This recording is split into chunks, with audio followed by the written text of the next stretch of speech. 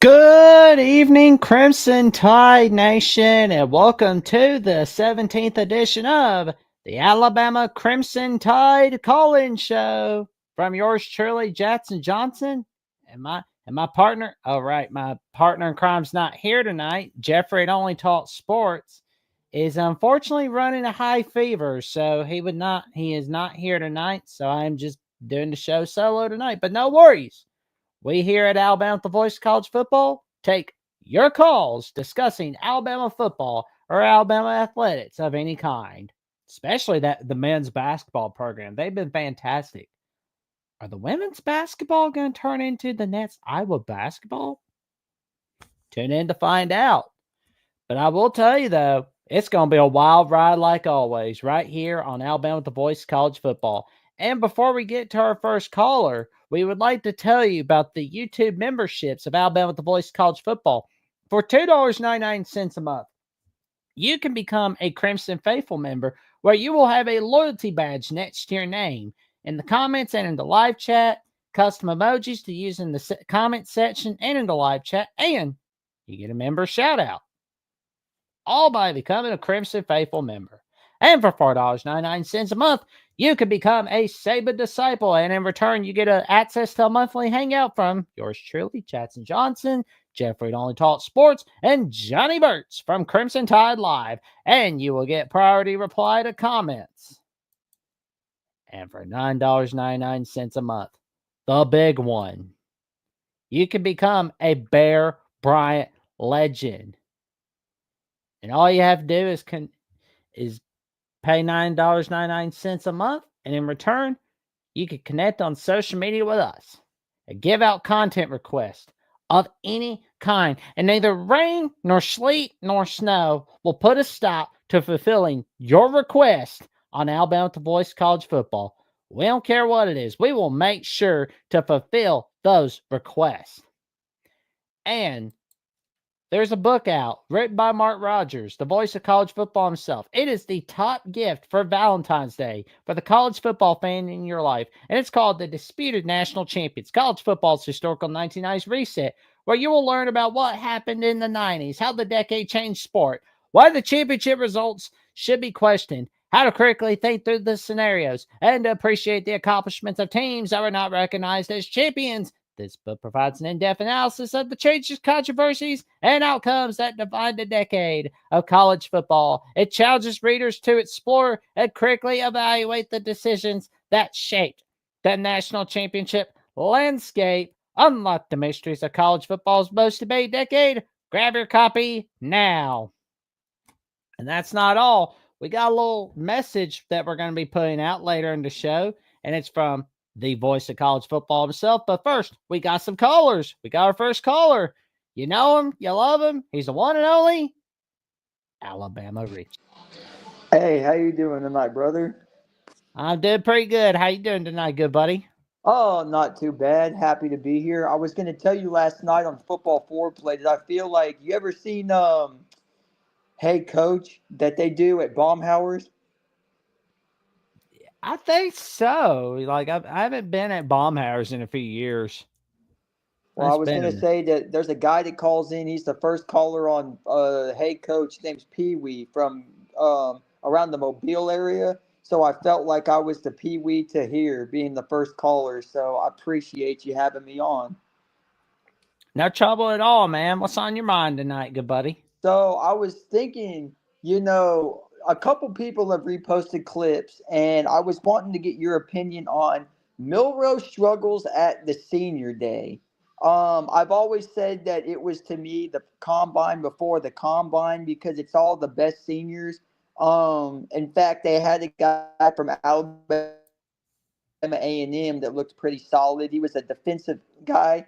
But just wanted to see if you saw any of Milrow throw at the combine or at the Senior Bowl, and what your take was on his performance, and does that alter his, draft? Because I was listening to these guys that interview AJ McCarron a lot, Siski and McCready, and Siski said that he doesn't believe that Milrow is a top pick in the draft. He said that after the last few struggles, losing those losing to Michigan and also losing to Oklahoma the way we did, he wouldn't put him as a top pick. What's your take? And did you see him throw at the Pro Bowl? I mean, at the Senior Bowl. At Senior Bowl, I haven't seen a whole lot of the Senior Bowl yet, but I think the Senior Bowl is going to be on Saturday. It must have been like the Senior Bowl drills, right? Yeah, it was the practice. Pardon me, it was the practice. But they did not. A lot of people were hyping him up, saying give him a chance. A lot of people said he looked really bad. So I just was curious what you thought. I think honestly, the one thing that's in Milroe's favor is that the 2025 draft class is very sloppy for quarterbacks this year. So that should help him. Um, I think we're gonna wait and see what happens because I mean, Mel Kiper, I know where it's like some of his opinions, they're basically freezing cold takes. So it's like it's like I'm just kind of like, let's wait and see. Let's see what he can do on pro day. Let's see what he can do on the Senior Bowl. But I think honestly, people that only blame Milroe for the Michigan loss, they're not looking at the fact that the O line was not looking so good against Michigan. So that's the problem there. Absolutely. And Jeffrey hit the nail on the head last week. For those that are listening in for the first time tonight, we welcome you in. Um, but yeah, when Matt Ryan had that really bad game against the Vikings several seasons ago before he became a commentator, and they placed the whole blame on him. I said the same thing he said in our SEC show and in our football or NFL show that I do with my brother Paulie that was on with us last night. I said you can't blame the whole game on just one player because ultimately, you being the quarterback, they're going to place the full on blame on you. But like I said in the Oklahoma game, he threw a pass to our tight end and he just dropped the ball, and it was right there to his hands. So again, my opinion is Milroe is not the worst quarterback, but we're definitely going to have to see what he does during the actual Senior Bowl and then also in the combine. So we'll go from there, but it's not ultimately just his fault. But I do think, and you guys said it best last week, the change of coaching really made a factor too, because now you can't really get. And I was saying this up until the Pro Bowl. I mean, the senior. I keep saying Pro Bowl. The Senior Bowl practice. These coaches aren't going to be grilling you. It's like if you don't make the necessary plays, that's just going to affect where you stand in the draft. I've never said that the Senior Bowl really alters your draft stock. What do you think? I don't think like a lot of people are watching too much of the Senior Bowl, so it's like that's one thing that will be in favor for Milroe. But we'll have to wait and see what happens. Absolutely, absolutely. I do agree with that. Is there anybody that stands out to you this coming up season that you think is going to be a huge factor for us? I can't wait to see what our receivers bring out, like Williams and Bernard. I am so excited for 2025. Absolutely. The one guy that I'm really high on is Isaiah Horton from Miami. After the season they had, where they were supposed to be high favorites in the ACC after beating Florida the way they did, and then the regress in the season, never said that Cristobal was a bad coach. It's just, when you're supposed to have high expectations, because every year Florida State, Clemson, and Miami to me are the top three in the ACC, and then you saw SMU what they did, and then California got a couple crazy wins that you didn't expect them to get. So my thing was Isaiah Horton because we missed out on Casey Concepcion. He was at that basketball game, and then that was only just to see what the atmosphere was like, and then he signed where elsewhere. So we bring in Isaiah Horton from Miami, and I was very high on the kid. And on our SEC show, we talked about him in recruiting. We said this guy is he's got solid ball control. He's going to be elite, especially with who we have at quarterback, Ty Simpson or Keelan. And, they'll battle it out. And we'll see in the A-Day game what do the two of them bring to the table. But I was very happy to see Isaiah Horton, too, and Bernard, too. A lot of people didn't give him a lot of credit this past season, but it was a season to grow for me. Um, so, you have anything on Isaiah Horton? Do you know anything about him, or what do you think on him? Well, I've heard his teammates had a lot of good things to say about him when he was leaving Miami. They wished him a lot of luck. They were sad to see him go, but they were like, "Hey, I wish you a lot of luck." So I mean, that's a good sign right there. Absolutely. Absolutely. So we'll go from there and see what happens. I think the board will figure it out. I'm hoping and Oh praying, my fingers crossed, but no problem in that. So the basketball team, I know you we're talking how we've been doing this far. Um we'll start off with the LSU game and then last night in Starkville. What do yeah, you LSU. Oh yeah, LSU. Haha. Question I have for you is LSU played us pretty tight. It was a 7 point game, 73-80, and then they get beat by Auburn pretty stout. We come into Starkville yesterday and have to gut it out. Josh Hubbard drops almost a 40-point game. He had about 35, 36.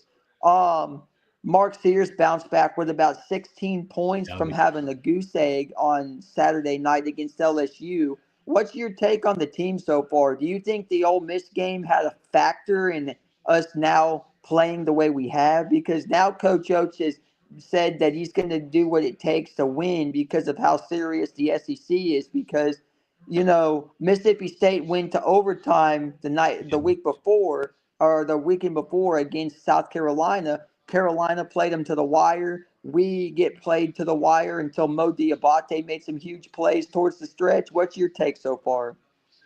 I'll be honest though. I love the idea of seeing Alabama win the regular season and the conference tournament for the SEC.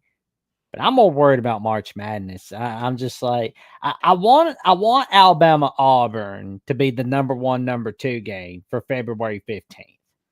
And I'm hoping Dick Vitale is back by that time, because I mean he was gonna come back to broadcasting uh last Saturday, but then he had a fall, so it was like thank goodness he's recovered from cancer, and we wish him nothing but awesomeness with his health.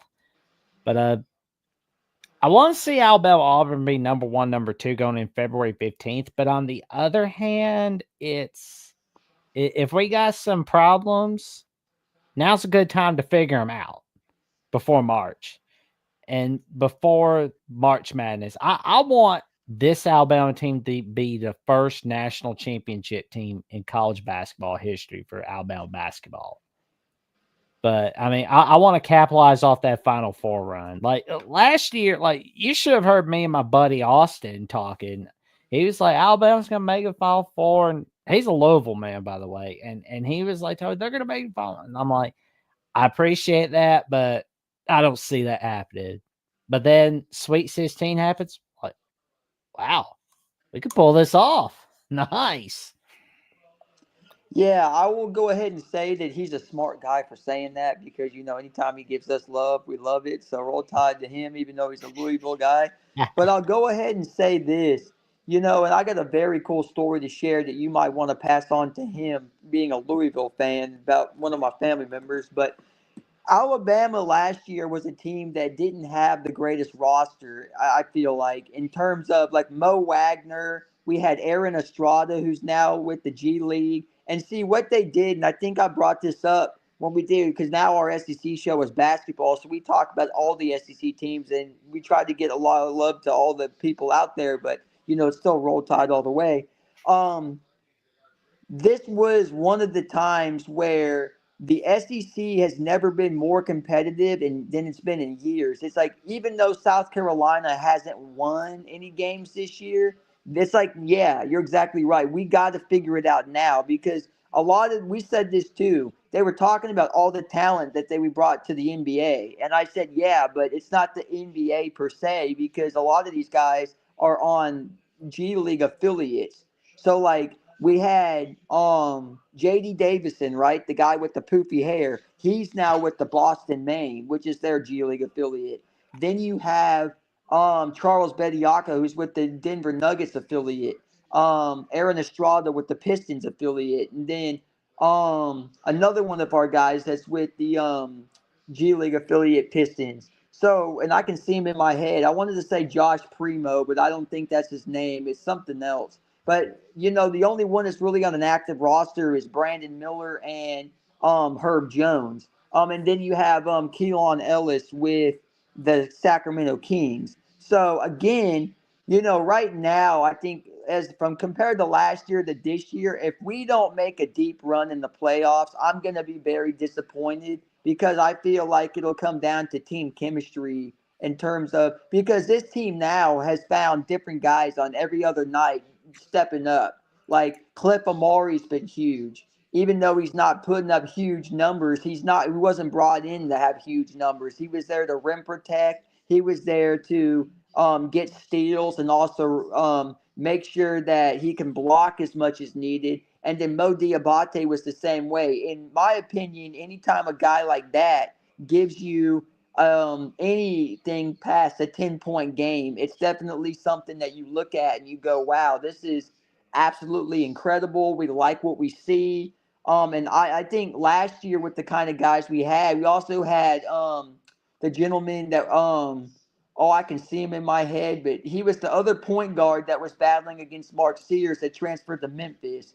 Um, when he left us, he was upset with the fact that he was having to split time with Sears. And I said, well, you've had multiple times to try to figure out the system and you just weren't able to. And Sears was a bit faster to me. And so I think the right pieces. And then I will say this Grant Nelson and Sears coming back were huge for us. Because I know last year we saw Grant Nelson a lot of foul trouble. And this year he's kind of cleaned up the foul trouble, not fouling out at key games and making sure he's still on the floor. So but yeah, I'm excited for the team, and you're right. If this is the time we're going to make the mistakes, I think we need to do it.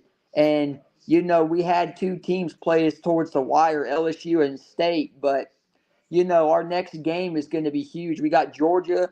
I think it's in Athens, so we'll definitely have to see. But is there anything else that stands out to you for the team? Well, I'm wondering about what's going to happen for the rest of the regular season because we've got a tough slate at the tail end of the regular season. We're in Tuscaloosa for this week, apparently, for Georgia. Okay, it is Tuscaloosa. Okay. But we do have to go to Fayetteville next week for Arkansas. Like Arkansas's been sloppy this season, but still, oh my god, they've got nothing to lose.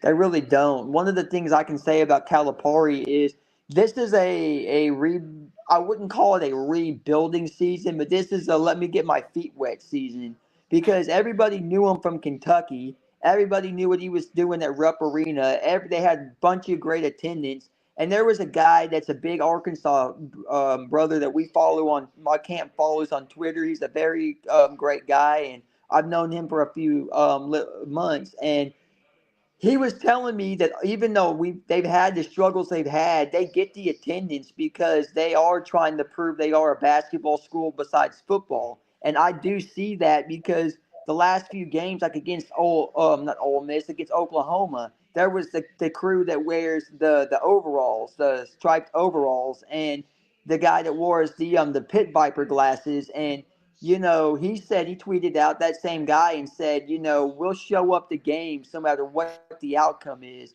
And I think it's because they're starting, and they also lost. I'm going to butcher his last name, but his name's Boogie Flan. They lost him for the season, and that was a vital part of their run because he was able to space the floor, make shots. He was very good rebounding. He had a very good rim protection presence. So again, the SEC, it's like none of these games are going to be easy, especially the Florida game. They've got two standouts for them as well. When we pass Arkansas, they've got Walter Clayton Jr., a kid named Richard, and then it just dawned on me they've got the very impressive center in Alex Condon. So that's another factor that you're going to have to take into consideration as the SEC is tough. But again, when you brought up Auburn, that was a great point because 1 and 2 is I feel like we're the best in Alabama right now against Auburn. I mean, you can't dispute the fact that they're undefeated in SEC play, right? But again, they've had to grit out a lot of these wins. I feel like the Tennessee game, Rick Barnes threw up a pretty bad play. wasn't jumping out of my seat with the Ziegler corner shot he tried to throw up. So again, Pearl is getting them rolling, but it's now where I feel like we're the team that everybody's watching because they all want to, that's funny. Everybody wants to see us lose. It's all, let's watch Bama lose. Let's watch us. And I'm just like, Play no. football all over again. Yeah, that's exactly how I see it. It's like the Tennessee week. I blew up on TikTok on my post I did, and I was just they're like, "Where's the reaction video?" And I said, "I don't need a reaction video because you guys beat us. We played sloppy ball. I can't argue that. It's not my. I can't say anything. It hurts the players worse than it does, everybody else. But we'll come together. I feel like in basketball terms, Coach Oates has really figured out the formula and I do think that after last season, the way it ended, of course, we had to play against um, Hurley and Donovan Clingan, who in that really good point guard, who unfortunately was a very good basketball player in college. But we'll figure it out. But if something happens, I feel like the chemistry slipped away. So, is there any last thoughts you have? I will say though, I do hope we could get some revenge against UConn in March Madness. That would be sweet right there if we go against them in the round of 32 or the Sweet 16. But that would be pretty neat. And That's really cool. Yeah, I and see that. and it's looking like we could go to number 3 on Monday if we beat Georgia because of the fact Iowa State lost to Arizona Monday night. So that's a Oh, I huge did see benefit. that. It's like, make it happen. And North Carolina, we're pulling for you. Well, no. Actually, we'll wait another week. We'll pull for Clemson against Duke. Exactly, because right now Duke's rolling with Cooper Flag. Have you ever seen this kid play? God, he's a stud. He sure is. Duke is, and their coach has been able to figure out how to get these star players to play for him. Because I tell you what, when I first heard of this kid out of the IMG Academy, I'm pretty sure it's where he came from in high school, and I was just like, "You are not kidding me. You got to be lying to me. This kid is gnarly." And then you watch him play, and he had like almost a 30-point game against somebody early on in the season or middle of the season. I was like, "Yeah, Cooper's the real deal." And he's very solid with the rim protection and stuff too. So if we have to play someone like that, see, I'm kind of worried. And you bring up a good point because we can be. I feel like we could beat UConn this year because they don't have a lot of the same pieces, and they a couple. I was at the gym like They're not last. three beating. Yeah, that's exactly right. So they don't, and then they lost, and Hurley was just mad. He was chirping at the ref, and I said, Hurley, I'm not being ugly to you. I know you're not going to hear me, but you guys didn't play well. That's not the ref's fault. He made the plays. See, we talked about this last night, or not last night, but on our show on Tuesday.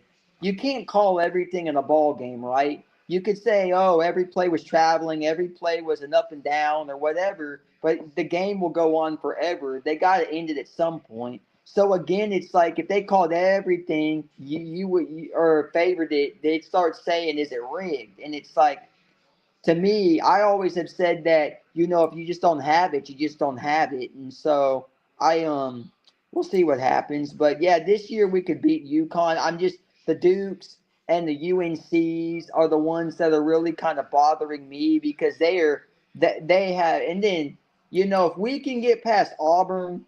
I think we have because they're like what the number one best team in the country, and then you have Duke, UConn, and then we're number three if we beat Georgia, right? So I think that if we can get past UConn and possibly not UConn, but like Duke and a UNC, and then beat Auburn, I think we'll be in good shape. I'm not jumping out of my seat that we'd have to play those kind of matchups, but again, it's not my decision to make. It's the SEC and the March Madness deal and how teams fall and stuff like that. So There we go. I love that little Bama shirt that you got. What yeah, brand it's a is it? Columbia shirt for sure. Every day I got a Bama shirt on, so I got to support. And I got the hat right here. There we go. Um, there it is, right there. So I got that big old A. Yep, that's my favorite logo that we do, the script A. One thing I'll show you that I never show many people, but I don't know if you can see it, but Wow. had to do it to him. Had to do it to him. The school means everything to me, and I'm excited for. We got baseball and softball coming up. Our women, unfortunately, in hoops today took a loss to UConn. The last game that we had, we played Vanderbilt. Sarah Ashley Barker scores about 35, 30, no, pardon me, it was 36 points after coming off of her leg injury, or my bad, her foot injury she had against Florida. She injured herself, so it was very nice to see she still had it in her to score 30 something points. Tonight she only had about 16, 17, if I'm not mistaken. You might have to check. But she did have another bounce back game despite losing two back to backs. But no sleep on Coach Curry because she still has a formula and she's turned us completely around. And then tomorrow night we've got to bounce back against Georgia. This is where I messed up. So in hoops, our men are at home against Georgia, and then our gymnastics goes over to Athens to compete on Friday Night Heights. So I'll be watching that because I write for a Bama deal, so I have to cover all our athletics. So again, I think this is a Ashley Johnston, our coach, a bounce back. Lily Hudson, shout out to her. Jordan Paradise, and company. We need to bounce back in Athens for sure. And they train extremely hard and things like that. So we'll see what happens for sure. So Agreed, man. And Alabama Richie, what magic have you got cooking this week, man? well, so we have our SEC show going on Tuesdays. So if you want to join us on there, make sure you have a chance to check that out. We are covering the Saturday games. So unless there's a major game, like we only cover the Saturday slate because if we try to cover the whole week, a lot of other things go on. Hockey, we do a hockey show on Mondays called Black Ice. So if you have a chance to check that out, we are covering that, and then Tuesday we'll be covering the whole entire SEC. So if you're listening in, that's an LSU fan, Vanderbilt, South Carolina, Kentucky, etc. Make sure you join us, and we cover all of the games. So we are non-biased. So don't think I'm a Bama homer, even though I'd like to say I am. But out of respect for all the other SEC guys out there and ladies that listen in, we cover: did your coach get the job done? What did he do to mess it up? How can they rebound the next game? Things like that. And so my second team that I'm really high on is Florida, besides us. So again, I cover Florida again this week out of the three teams I picked, or three matchups I picked, excuse me. So if you want to listen into that, feel free to check that out. And then of course you guys are back on Monday, so everyone show everyone some love and prayers to your partner Jeffrey. I know the sickness is going around, and we wish him nothing but the best and well wishes, and hope he's doing okay. Oh yeah, he's doing all right. He's gonna be recovering fine. He's tough as they come. I tell you what, and I tell you what though, he is a very good friend to have on your side for sure. Oh, he seems like an incredible dude for sure. But I want to leave you with this before I head out of here, let you get someone else up. My cousin was a backup quarterback to Teddy Bridgewater at Louisville. His name was Andrew Risher. You can look him up. I don't think he ever played, and if he did, it was like only because Bridgewater hardly got hurt. So if you ever want to look him up, Andrew Risher, and he was a pretty good, but he declined to play football again because when Bridgewater left to the NFL draft, I think the coach left for I can't remember the coach's name at the time because I don't follow them as close as Bama, but when he left, that's when Charlie Andrew. Strong. Yeah, that's right. So when he left, I think he said, "I just don't want to play for anybody else," because he recruited him. Sort of like the Saban deal. It's like either I'm transferring or I'm done. And at that point, the transfer portal wasn't as high as it is now. So I think he just wanted to utilize. And plus, he knew. I don't think he knew he had a future in the NFL. So he kind of stepped back. But if he ever wanted to know that, I was related to a ex Louisville quarterback. Nice. So. Well, There you go. appreciate you having me on, brother. And I'm always happy to be on with you, and we'll catch up with you. Thank you so much. Absolutely. Thanks for coming on. Don't be a stranger. Come back. Come I back won't. anytime. I'll be here every Thursday. Catch you, brother. Get you, man. See you soon. And that was a great call from Alabama Richie. And no worries. The call in link is in the description and it's in the chat. So if you want to come on in and give a call, now it's time. But while we're waiting, the godfather of the SEC, one of our magnificent YouTube members at Alabama The Voice of College Football, says Ryan Grubb, maybe our new OC. We'll see. Well, and it's like I said, on the one hand, I want to stick it out with Sheridan for a little bit. But on the other hand, I'm willing to listen on Ryan Grubb because I look at the magic that he made with DeBoer in Washington. This man made magic as an offensive coordinator. And it was a shame that he left Alabama for a minute in 2024 to go work in the NFL. I mean, and plus the fact was his wife was not too crazy about Alabama. So it's like, I guess wait, see. So I guess we need to sell Ryan Grubb's wife on why Alabama's great. So I mean, there's that. So I mean, there you go. I would love to see him be our new offensive coordinator, or maybe our co-offensive coordinator, but we'll wait and see. But the 2025 recruiting class is coming to a close due to National Signing Day. I wonder if we can flip Ty Haywood because, yeah, he left us for Michigan, but it's not over till it's over, baby. Anything can happen between now and National Signing Day. And I'm wondering also, and I keep thinking about like our basketball program. Like we had a huge win last night against Mississippi State. I'm gonna pull up the score in just a little bit. Come on, come on, come on. I said dance, dance, dance. Yeah, no, there's no Thursday games for SEC. Dadgummit. Alrighty. So we got that 88 to 84 victory by Alabama. Man, the nice lady does not like teaching, does she? Grant Nelson, let's look at him. 15 points, 3 blocks. Mark Sears has 17 points. No, don't do that, ESPN. So, my buddy Will, like matter of fact, our buddy Will at the Voice of College Football, was texting me last night about Mississippi State just coming up short. And we see Mark Sears is pulling it out. Mark Sears and friends is pulling it out. And it looked like Mississippi State was going to make a comeback, right? Well, they come up short.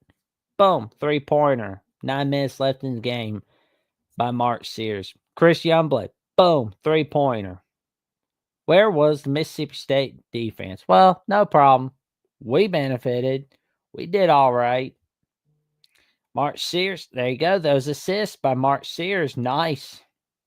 I mean, dude he's a freaking winner. He's a freaking winner.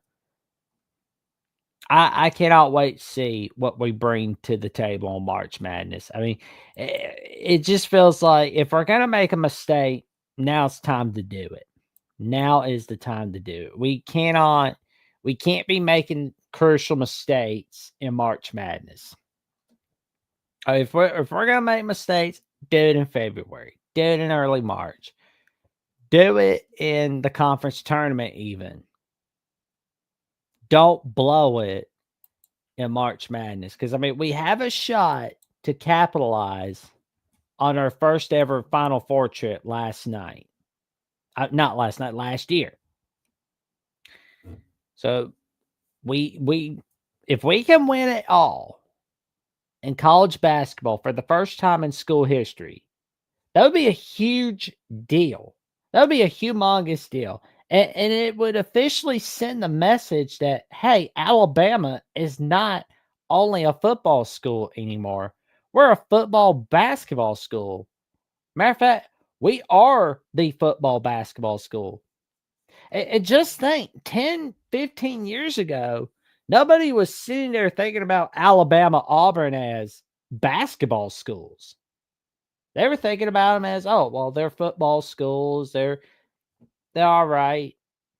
But then Auburn hires Bruce Pearl because, like, the NCAA show cause offer expired, right?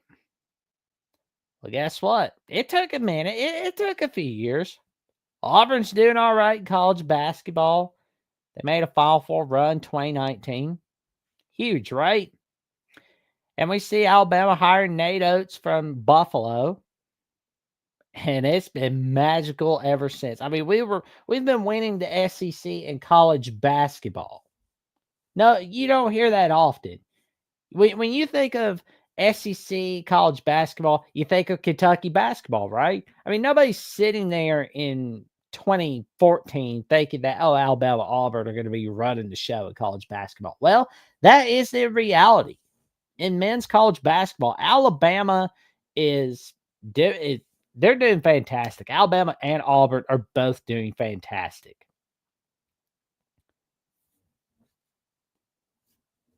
And, you know, there's been fans that have worried about Oates leaving for a Kentucky and North Carolina. Well, luckily, he's not left for Alabama. He's not left Alabama. Thank goodness. He is staying right where he's at. And we're keeping him happy as much as possible. Godfather at AC says he watched the Alabama and Bama basketball games. Great. Last night, great games. Agreed. I don't want to see Auburn losing anytime soon. I don't want to see Alabama losing anytime soon because I want there to be that number 1, number 2 matchup. But it would be huge. And before we go over some more news updates on Alabama, here's a little message from Mark Rogers at the Voice of College Football. Ohio State, Michigan, the greatest rivalry in sports deserves the greatest debate in sports. Monday, February 17th at 6 p.m. Eastern Time on the main channel. It's the Ohio State, Michigan All Everything Debate with me, taking your calls all night if it takes all night. I'm pulling no punches, so beware. Bring your best intel. It's the Ohio State, Michigan All Everything Debate. It will be epic. February 17th, 6 p.m. Eastern Time. Be there. And that's not all. You're going to see a wild ride on February 17th on the Voice of College Football. Stay tuned for that, for the Ohio State, Michigan, All Everything Debate call-in show. All right, we've got the story on Ryan Grubb as to whether he's going to be the offensive coordinator or not for Alabama. Matt Stale from AL.com, shout out to him, talks about it in his article. Has Alabama considered hiring him? And Kalen DeBoer didn't say yes, but he didn't say no. And Kalen DeBoer, Alabama head coach, says, and I quote, we go way back. Great friend of mine. Think the world of him as a football coach, obviously as a person too. And so I know he's working through his process just kind of after what last season brought. So just guys see what he does there. And I'm here for him whenever he needs me. That's always going to be the case. And when Grubb left, you know the full story. He promoted Nick Sheridan from within, from tight ends coach to offense coordinator and quarterbacks coach. And we're going to wait and see what happens. You know, spring games coming up, April 12th. And we are 212 days away from the magic number, week 1 for the 2025 Alabama season to start off against the Florida State Seminoles. 212 days, everyone. It is coming before you know it. Don't worry. We've got it going. We've got some magic cooking on Alabama with the voice of college football. The Godfather, the SC says exactly 1 and 2 be excited. Agreed. Hey, if somebody can upset Duke this week or most likely next week, that'd be terrific. Come on, Clemson. Pull it out against the Blue Devils. Pull it out.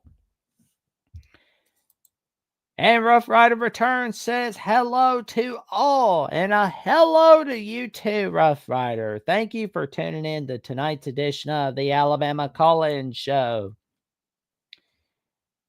And, oh, well now. Well now. We got a Florida State defensive end. But once again, the call-in link in the chat is it's in the chat, but it's also in the description for the show. So no worries. You want to call in? Come on in. Come on in. Especially you, Jada. Come on in. And Godfather, if you want to come on in, the invitation's always there, man. So Florida State defensive end says, I'm here to dominate against, named James Williams says, I'm here to dominate against Alabama. Well, here's my thing. Let's see you dominate in games other than Cal. Let's see what you can do, Mr. Williams. That's my thing. Focus on the ACC first before you can focus on Alabama. That's what I say to James Williams. I agree with Brady Smoot. Shout out to Brady Smoot from Touchdown Alabama. And he says that is quite the bold statement for a player that is part of the Florida State team that had its worst season in 50 years. Williams was part of Nebraska's roster and transferred to Florida State during the offseason. He recorded 18 tackles, 7 sacks in 2 seasons with the Cornhuskers. Well, apparently he knows how to tackle, but he can't keep his mouth shut. So, hey, I say keep talking. Keep talking. We're going to use that as motivation. We're going to use that as motivation. That I can guarantee you. We're going to be that's fuel to the fire, bro. It's like he is not slick. I can tell you that right now. But it is funny though. I mean, God, come on in. It's like, but there was the story a little while ago where NFL draft analysts from ESPN, like Lewis Reddit, for example, says why certain teams should not draft Jalen Milroe. Let's look at this article from Touchdown Alabama from Travion Ware, shall we? And let's see, what did Lewis Reddit? Well, yep, he was on the Paul Feinbaum show. The weekend's full of surprises, as they say. And he addressed Milroe as an uneven prospect, but believes that he is supremely gifted and can thrive at the NFL level if placed in the right situation. He says, I think uneven is a great word because that really does define what his time has been like down here in Mobile so far. The good is great. He threw a 7 route, a corner route today at about 30, 40 yards. Paul, that was as pretty as you'll ever see in one-on-ones with wide receivers and defensive backs. When he got in the team, and then he had to be the one getting into the huddle, regurgitating to play and getting up to the line of scrimmage, being able to execute the proper footwork and be able to get his eyes down the field and put the ball where he needed to. There were some good moments and some moments where he was way off target and looked totally unsure of himself. For these reasons, Riddick later went on to explain why some NFL franchises shouldn't select Milroe in this upcoming NFL draft. And he says, look, I think for Jalen, the book isn't going to be what's written on him for quite a while. I think where he goes in draft, I don't mean round. I mean in terms of the place that he goes. The kind of structure that they have around him. So if you are someone or you're a football team that doesn't have patience and doesn't have a good developmental program, do not draft him. Do not do that to the young man. He needs time. He's supremely gifted. He's shown that in flashes, but he has a lot of work ahead of him still. Milrose stock and where he could possibly land could be. Oh, agreed. Agreed. Godfather, I agreed. He looked pretty bad in the Senior Bowl, but most of all the quarterbacks looked off to me. Yeah, and that is one advantage he'll have is, believe it or not, like a lot of people aren't watching the Senior Bowl. So that is a benefit for him. But again, we'll wait and see what happens for Mr. Milrow. We'll definitely see what happens there. But oh, we got a caller. We got our buddy Lucas Hill. How you doing tonight, man? Jackson, what's up, dude? How are you? I'm doing pretty good. How you doing tonight, man? Pretty much kicking it. Just got off a little live stream, bro. Dude, you watched any of Senior Bowl action? I've been hearing a little bit about it. Melrose not looking so good. Oh, no. I was there for the first practice. He got into a really, really bad group. I was talking to his dad during the week because he was there too. I mean, you could obviously tell the guy was decked out in all maroon and obviously looked like Jalen. But I want to say his dad's a psychiatrist as well. At least that's what I'm hearing. I'm not sure if it's the truth or not. But, dude, Jalen just looked bad. There was a string where he had 3 incomplete passes. Some were skipping the turf.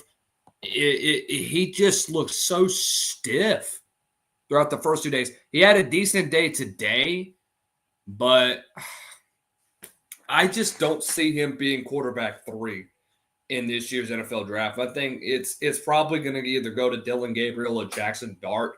All likelihood it's going to go to Dart, the height advantage and the weight advantage because of how his arm and accuracy played. Dude came out slinging the rock throughout the first day of practice. Oof, that's bad. That is bad. And I just got to tell you, I wish Milrow nothing but awesomeness. But it just seems like he's not going to last long in the NFL for right now. And what's crazy is that you're talking about a guy that people want to draft him off of height and their weight. They want to base him. Everybody says, "Oh, we base them off of their ceiling. We base them off of what they do." Look at what they did on the field product. It wasn't good. How can you legitimately look at this kid? And look, no disrespect to Jalen. I loved watching Jalen play. He torched LSU quite a bit. I was there for both matches. I was watching the TV for both matchups. But it was just heartbreaking to me just seeing him in practice. It was just, I thought he would look a hell of a lot better, but after this week, he's going to need a hell of a combine performance to get back into the top recruiting rank or into the top draft rankings. I just don't see him being a top 5 quarterback in this draft. Oh yeah. I just don't. I just wish him nothing but awesomeness because I mean he's gonna need it. But I mean, I wouldn't be surprised if there's like a sucker in the NFL that's just like, oh well, we need a quarterback as much as possible. So it's like maybe he can develop at say the Giants, but I mean, I feel like the Giants are going to screw him up even worse. Kind of like how the Panthers were making Bryce Young their fall guy. Yeah. I think Bryce is getting better. I think the end of the season, it was a hell of a comeback that Bryce came on. The dude came out slinging the rock. He just came out more aggressive than he did throughout the first half of the season. He was still hesitant trying to throw the football. He was more concerned about the turnovers than he was just playing his game, and that's what really rocked him during the first half of the season. And then when you looked at the second half, the reason why the Panthers started playing better is that he wasn't worried about that anymore. Actually, it was Bryce's dad that's a psychiatrist. I don't know what Jalen's dad is, but something clicked between there. But he did such an amazing job of being able to command that locker room, even when under so much pressure and under so much scrutiny. Bryce just did an unbelievable job of being able to maintain his composure throughout practice and throughout game days, that he just turned into a different animal. That's why you're seeing him as a potential future star now after what you saw during the second half of the season. We'll see what happens. Panthers offseason, we know general management has not been the greatest. I hope and wish that Dan and Morgan would fully take control of this team and dominate the draft and go get some more weapons for him and at least get him some protection on the offensive line, because it's a disaster. Yeah. I'm just like, I'm curious to see what's going to happen. I'm curious to see who's going to get Shador or Cam Ward, to be honest. Yeah. But that's what I'm wondering about. And Godfather of the AC says he was 6'1". I thought he was a tad taller, 9-inch hands. And I have forgotten the weight. Good grief. And he's asking. You talking about Bryce? I think he's talking about Jalen. But and he's asking if is Jeffrey watching the Illinois basketball game as close and over. Oh, Illinois, Nebraska's getting it close, but I know our buddies, Nebraska at the Voice of College Football, Justin Adams and Locked On Illini host Sonny Verma are definitely watching that game for sure.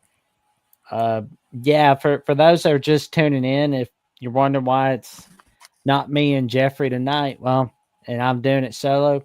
Jeffrey's sick with high fever, so it's like he couldn't make it tonight. So I told him, no worries, man.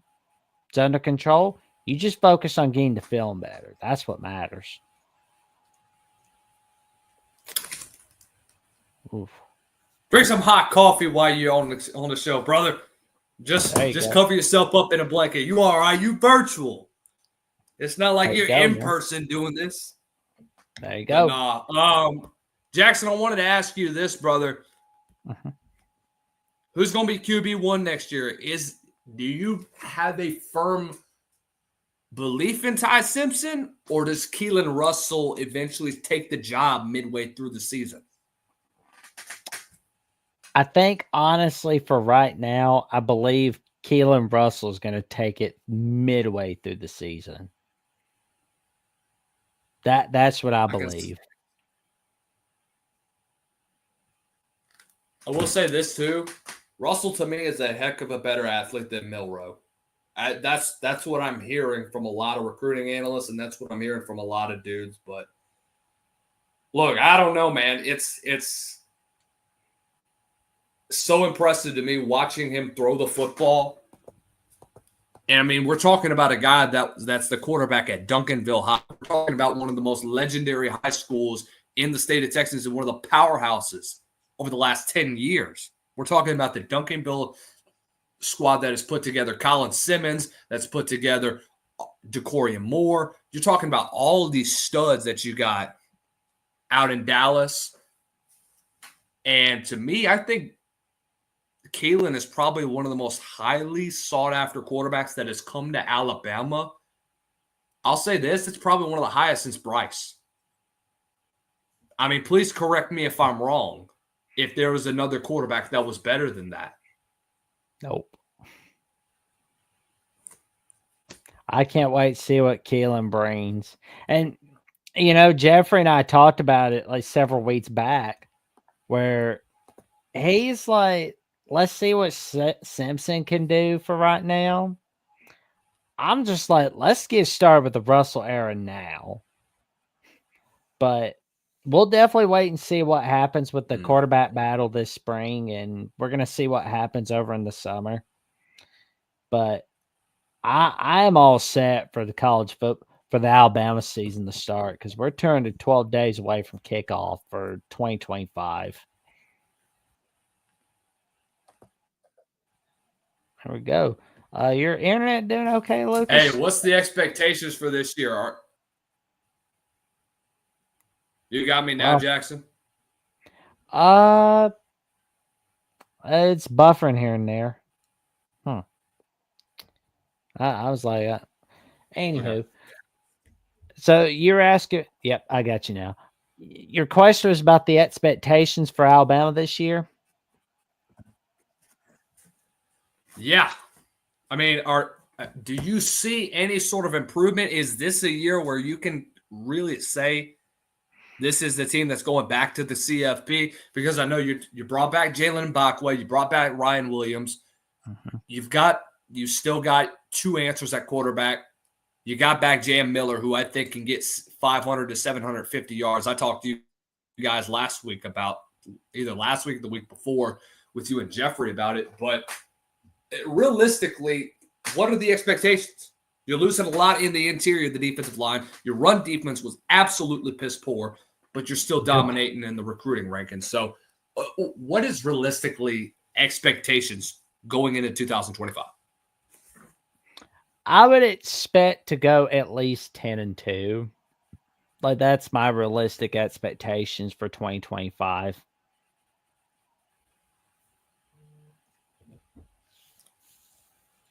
Do you think that this is a team that can go back to Atlanta? Let's see what our defense looks like first. Let's see what our O-line looks like first. Because, I mean, I want to go back to Atlanta. That's the thing. And, oh, yeah. Because, I mean, I'll be real with you. If we're in the SEC title game, we're basically in the playoffs. I mean, we basically just have to finish in the top four. Then we're good to go. Let me ask you this, too. Last year, what was the overall fan base like just throughout that entire season? I know going 9-4 and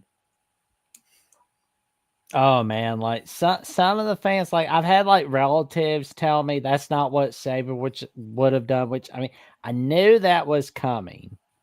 It felt similar to Ray Perkins' first year, 1983. That's what it kind of felt like. They have been, huh? What'd you say, Lucas? I just said, oh, wow.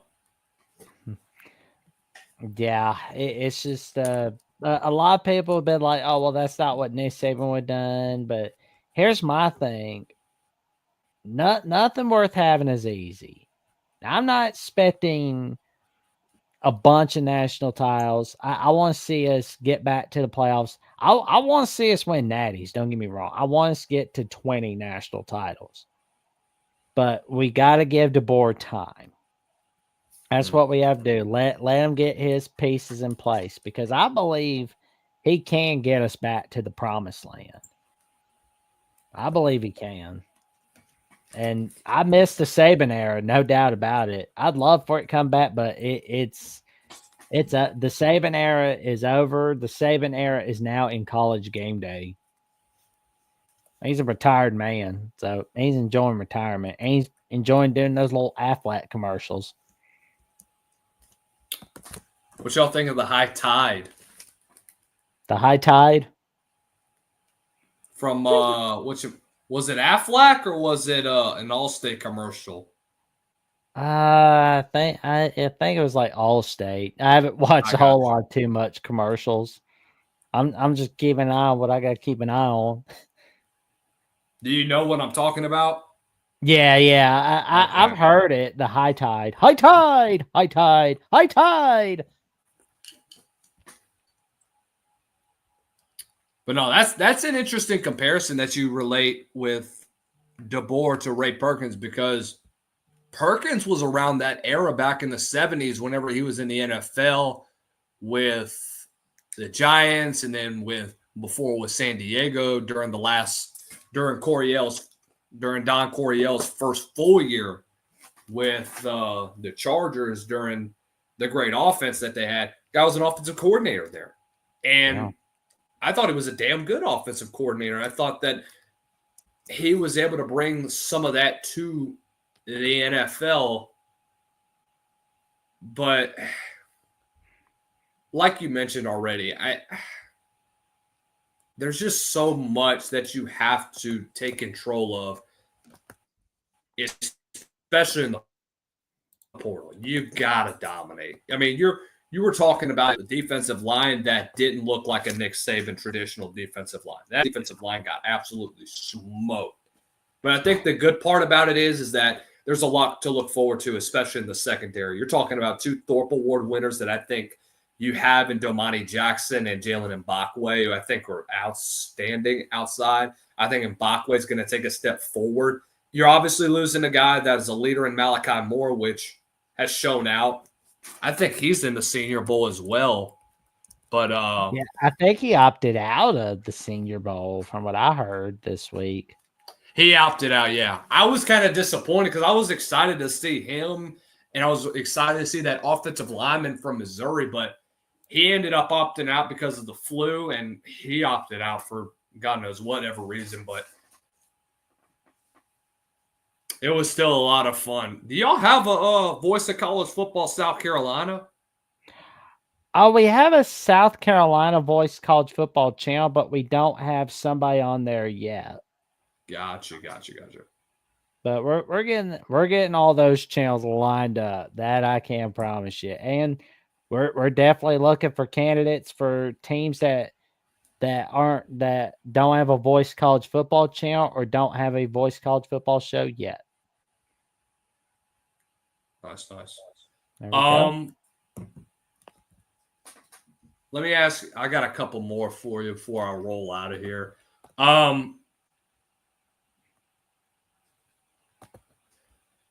Recruiting wise, who y'all got coming up that we need to look out for other than Keelan Russell? Well, I'm curious to see what we've got for 2025 because, I mean, we've got the 4th best recruiting class last time I checked because... Dude, LSU took a hit bad. I mean, I'm sure it wasn't horrible knowing that you got to see Bryce Underwood decommitted from LSU, then you saw so much cap space basically open up for LSU.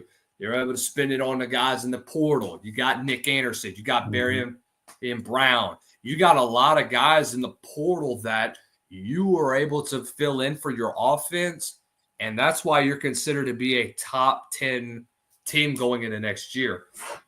Realistically, preseason, I definitely wouldn't be surprised if I saw Bama as a top 10 team just because of what you have, especially on the offensive side of the ball. And I think that's going to be the biggest thing.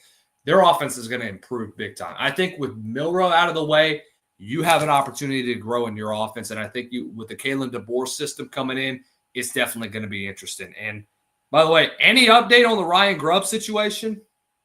I talked a little bit about it a little while ago that Kalen DeBoer didn't say no to having Ryan Grubb on the staff. He didn't say yes, but he did say no. That's always key right there. If someone looks like they're not saying no, that's usually a key. But I'm looking at our recruiting class for 2025. Dijon Lee, our cornerback, and Ivan Taylor, the safety. Those are some key guys I'm looking out for. And I'm hoping we can keep Derek Meadows happy. I mean, I know he's or one of our wide receivers. I mean, we're loaded at wide receiver, but all the same, we need some key guys on special teams all the same. We always like we don't want Ryan Williams getting all of the workload. We want to keep him healthy. And I think it helps too with a guy like Meadows who's so explosive. And the biggest thing that comes with him is that he doesn't have that track speed that Williams has, But what he has is his ability to come up with jump ball. You could throw up a 50-50 ball to him, and he's going to come down with it inbounds. He reminds me so much. There was a guy coming out of TCU along, Josh Doxson. He's just got so much of Josh Doxson in him that is so incredible. Just his ability. He's a bit taller. He's got about 3 inches on Doxson, but his ability to get 50-50 balls is so impressive. Just so much. He has a rare combination of just sheer size, his body control, and athleticism. I mean, you're talking about a guy with an 80-inch wingspan. Yeah. It's huge, man. It's huge. I just can't wait to see what some of our defensive additions bring in 2025 and beyond. But there we go. Well, Lucas, what have you got going on your adventures this week? A lot of Senior Bowl coverage. We got the game. We'll be probably covering that a little bit. Got a little bit of birthday action going on this week. You actually will be coming on Monday afternoon. Talk some college ball with us. By the way, we will be starting our way too early SEC previews for next week. We'll get into every conference here over on Inside the Huddle. We're excited for that. Jackson obviously is going to come on. Just really excited to just begin this. By the way, Jackson, I don't know if you saw my post whenever I was at Senior Bowl the other day. Over 18,000 views with one of my interviews with Kyle Kennard, who's awesome dude. Actually, we're at 19,000 now. So nice. It's impressive, dude. We're excited for the growth out here. And yeah, man, over the course of TikTok, over Instagram, and over X itself, closing in on 40,000 total views just on that one little short. So we are excited for the growth. We are excited for the future of what we have to offer, and going to get into a lot of college football talk and get into a lot of little spring football talk as well, talking some UFL. So we'll be making some appearances around the Birmingham area, doing some Stallions coverage, and actually going on tour March 28th. We're heading out to Houston. Nice. Really excited for that one, man. There you go. Really excited for it. So there we Jackson, go. I'm a hop. I'm a hop. There we go. So after the conclusion of Crimson Tide Live Monday afternoon, stay tuned for me talking with Lucas Hill about the magic that Alabama could bring for 2025 and where we go from there, all on Inside the Huddle. Stay tuned.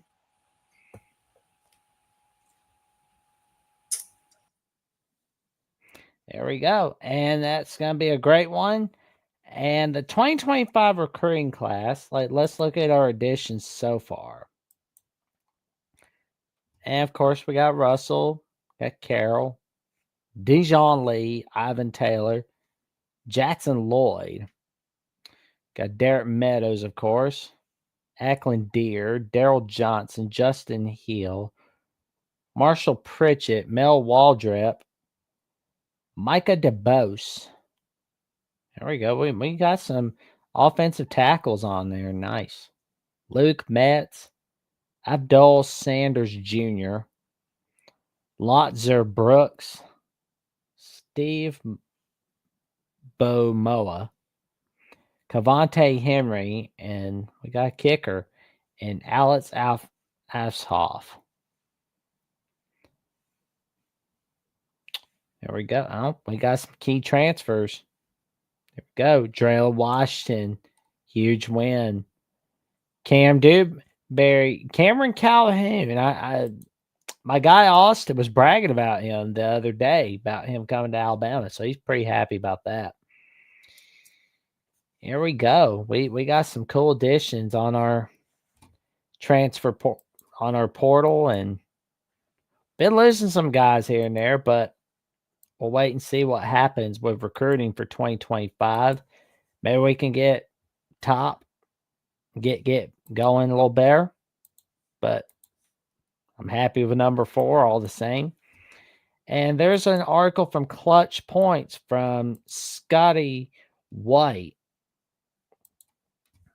And he has some last minute recruiting targets that he thinks Alabama should get. And like I said, we're hoping we can flip Ty Haywood back over to Alabama. He's a top-notch recruit.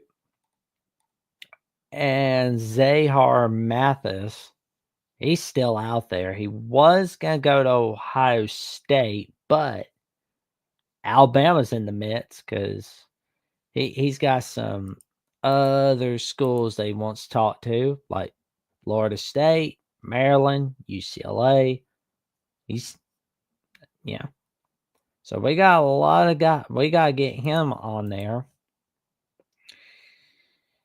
Junior Caesar's pretty good. 2023, 52 tackles, 3 sacks, and a forced fumble.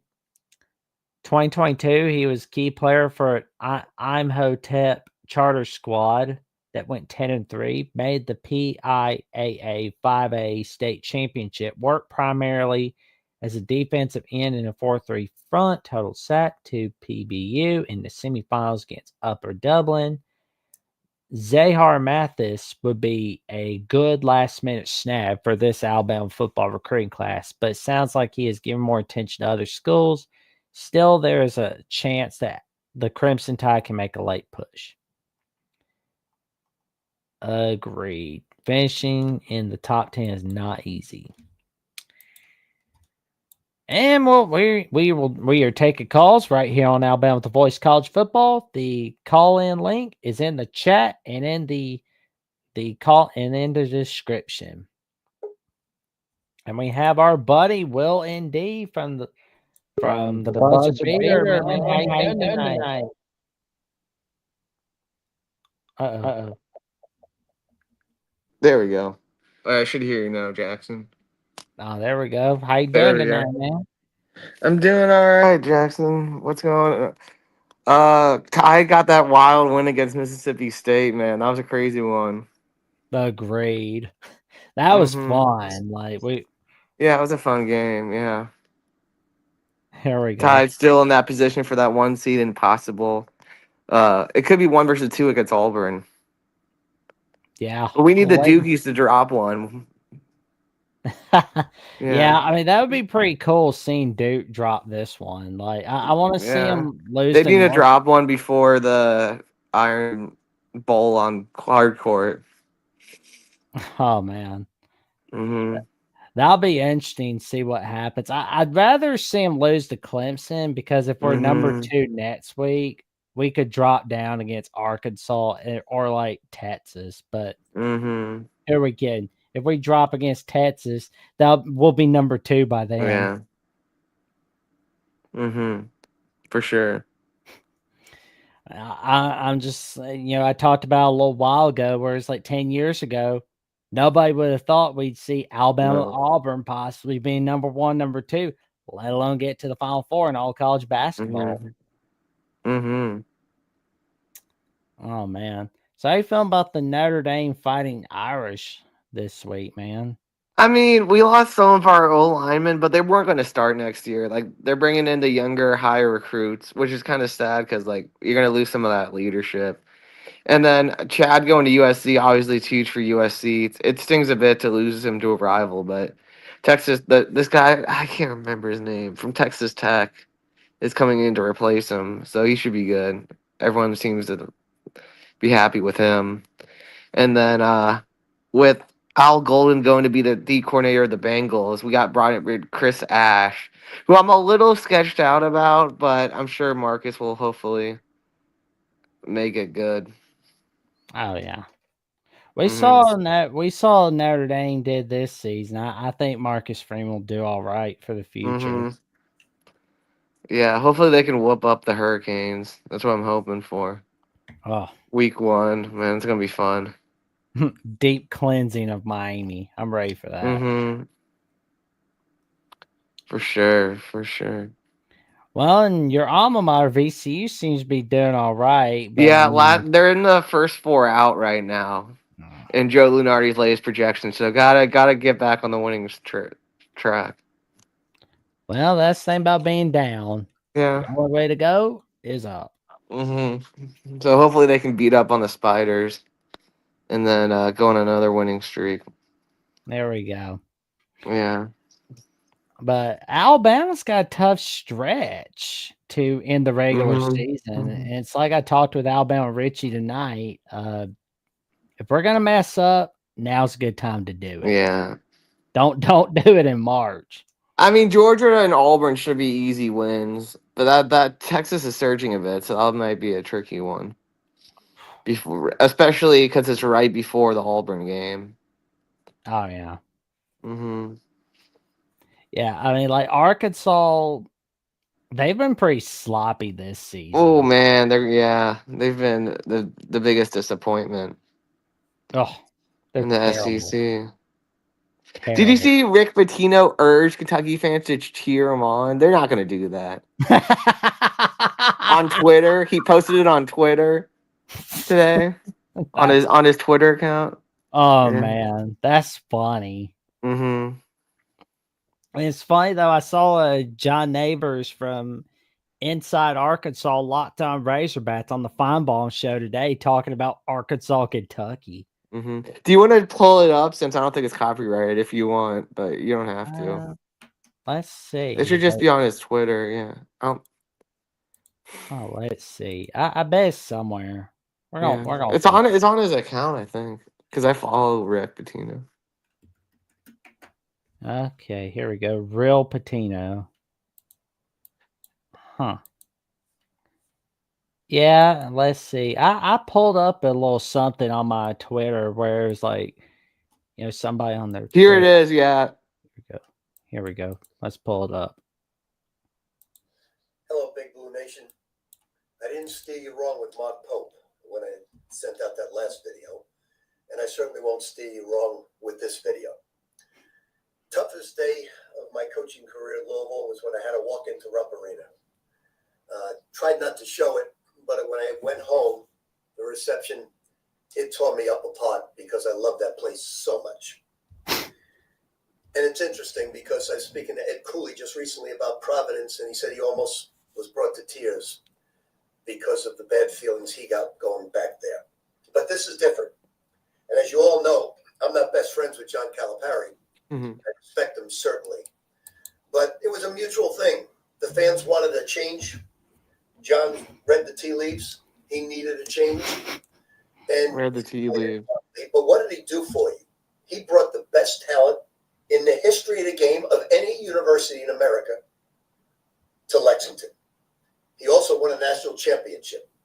He also his style of play was extremely entertaining. So he's coming back on Saturday, and I want all of you to show the great class that you have. 23,000 plus people giving him a huge standing ovation. Show him what respect and admiration's all about. I know you have the class. I've always believed in you. Do it once again. That's funny. I mean, they are. I mean, I just don't think that. I don't see it happening. I don't see it. That's just gonna be so funny seeing what happens. Mm-hmm. I know. Jeff Goodman from Field of 68. Do you know Jeff? Oh, you yeah. know? He has been burying Calipari this year, man. He loves seeing him lose every time, man. He just digs in on him. Oh man, He gives it to him, man. Man, USC's not been doing so hot either. But yeah, who'd have thought that we would see Andy Enfield as the winner of that whole carousel move, where he's just benefiting at SMU. Mm-hmm. That's just too funny. Mark Pope, we're waiting and seeing on him on Kentucky. That was a good win. He must have loved that win he had in Knoxville this week, though. Oh yeah. Yeah. We're gonna see what they can do in March. That's gonna be the key. Yeah. That's the witching hour. Oh yeah. Mm-hmm. There we go. Mhm. And I will say I'm very curious to see what'll happen for the rest of the season. I mean, like Iowa State going down against Arizona, that to me that helps Alabama, Yeah. of course. But on the other hand, I want there to be a number one, number two matchup for Alabama Auburn, but I want to focus the energy on March Madness. Save all that energy for March. Mhm. Because like when we won the SEC, we were running the show 2021, acting like we were the cock of the walk. We didn't do so well March Madness. We went Mhm. Sweet 16, but we didn't go to Final Four. 2023, same thing. We were the big dogs, acting like we were rough and tough, but didn't do so hot against San Diego State. Year later, as you heard a little while ago when I talked with Lucas Hill, I was like, don't know how we're gonna do, but I just don't see a Final Four run. But when we beat North Carolina in the Sweet 16, I thought to myself, we can pull this off. We can pull this off. Mhm. Here we go. But 2025. How do you feel about Ryan Grubb? Do you think he could come back to Alabama? I think there's a shot. I think you got to make the move now. Mhm. Especially when DeBoer was saying that if he needs anything, let me know. Mhm. So that's a yes. Mhm. Here we Oh go. yeah. Mhm. That's gonna be a win there. Mhm. But Um, have you seen anything from the Senior Bowl this week? I saw some highlights of Irish players. Oh yeah, from Yeah. Senior Bowl practice. Mhm. I can do. I'll do a little look. Senior Bowl risers and fallers. There we go. I'm Are you hoping close? Are Mo. you close by to that, Jackson? Mobile, is that close to you or? I don't think so. Okay. Here we go. Daniel Jeremiah, top 12 standouts. See if there's anyone. Guy from DT from Toledo, Miami tight end, Oregon linebacker. Walter Nolan, Shamar Stewart, Mason Taylor.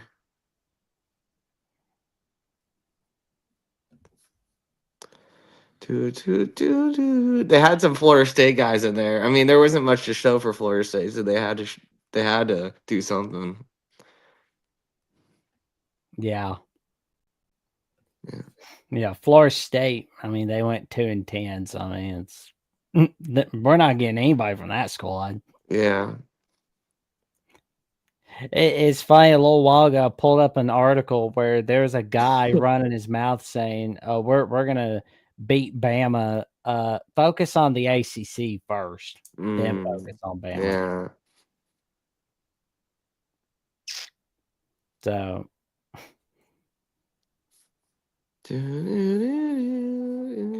but like I said, the call in link is in the chat and it's in the Mm-hmm. description for those who want to call in. Come on in to the Alabama call in show right here on Alabama with the Voice of College Mm-hmm. Football. Who do you think your Titans are gonna pick? I hope not Cam. I hope they don't get Cam Ward. You rather get Shador? It's fine with me. Yeah. Because, I mean, if Callahan doesn't have a good season, then that could be a win in a way because then we can possibly get prime time to leave Colorado. Mm. But if Callahan has a good season with them, that's a win. So either way, I look at it as a win-win situation. Mm. But honestly, we screwed up big time when we traded AJ Brown in 2022. That was a dumb move. Everyone knew that was a dumb move. And the moment we didn't make the playoffs, we should have just traded Derrick Henry. Traded him. Well, all right, man. Anything else you got this week? No, I just appreciate you letting me hop in here, talk some ball. All right, man. I'll see you soon. I'll see you soon, man. Go Irish. Go Irish, roll tide. And here we go. We have the IT guy of the Jacksonian and Alabama with the Voice College Football calling in tonight. How you doing tonight, man? Jid Dobre means good morning. It's morning here, son. Oh man, got my dad calling here in here tonight. From Poland. There we go. We got a Polish caller. How you doing, brother? I'm doing all right. How's the Poland life treating you? It's cold. It's cold. I'm ready to get home. I've only been here like 3 weeks. I'm ready to get home.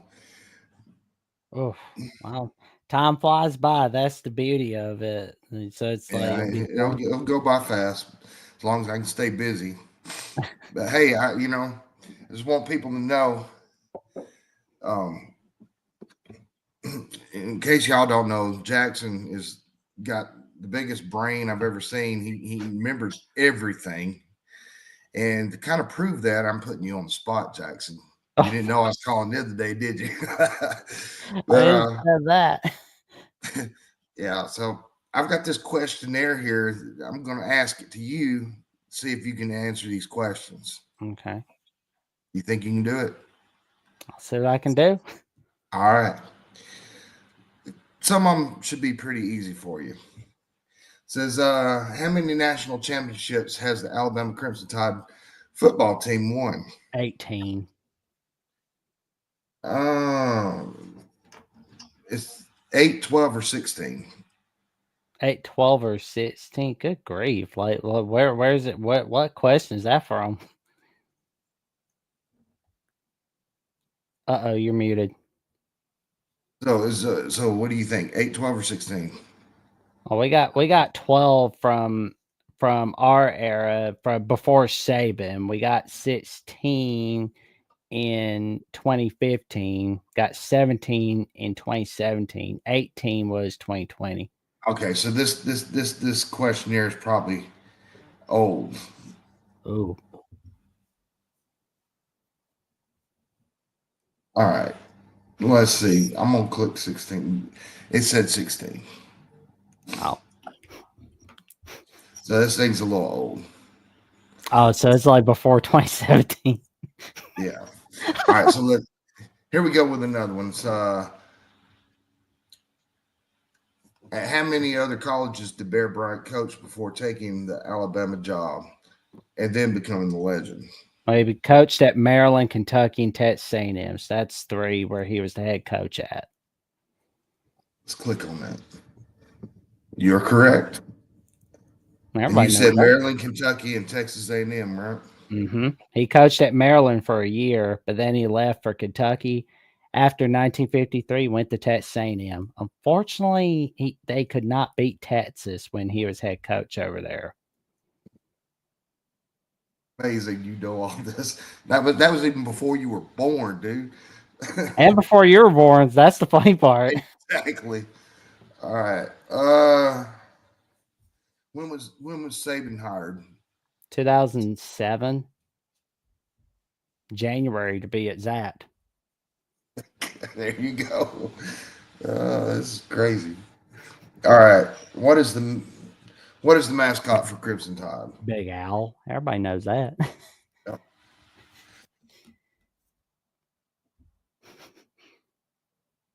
Okay, here's one for you.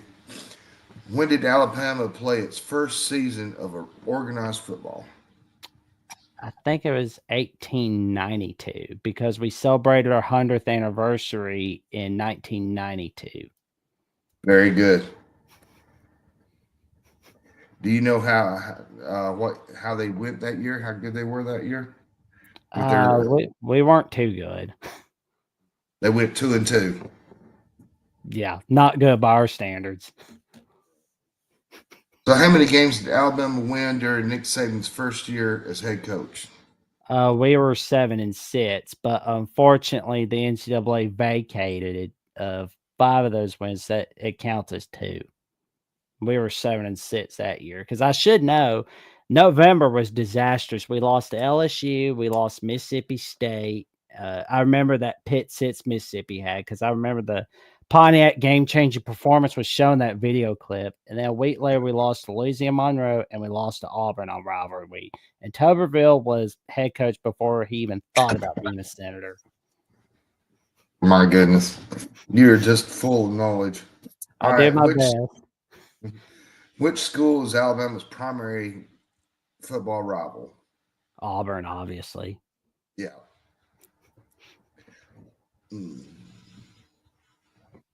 Okay, which team won the first Iron Bowl?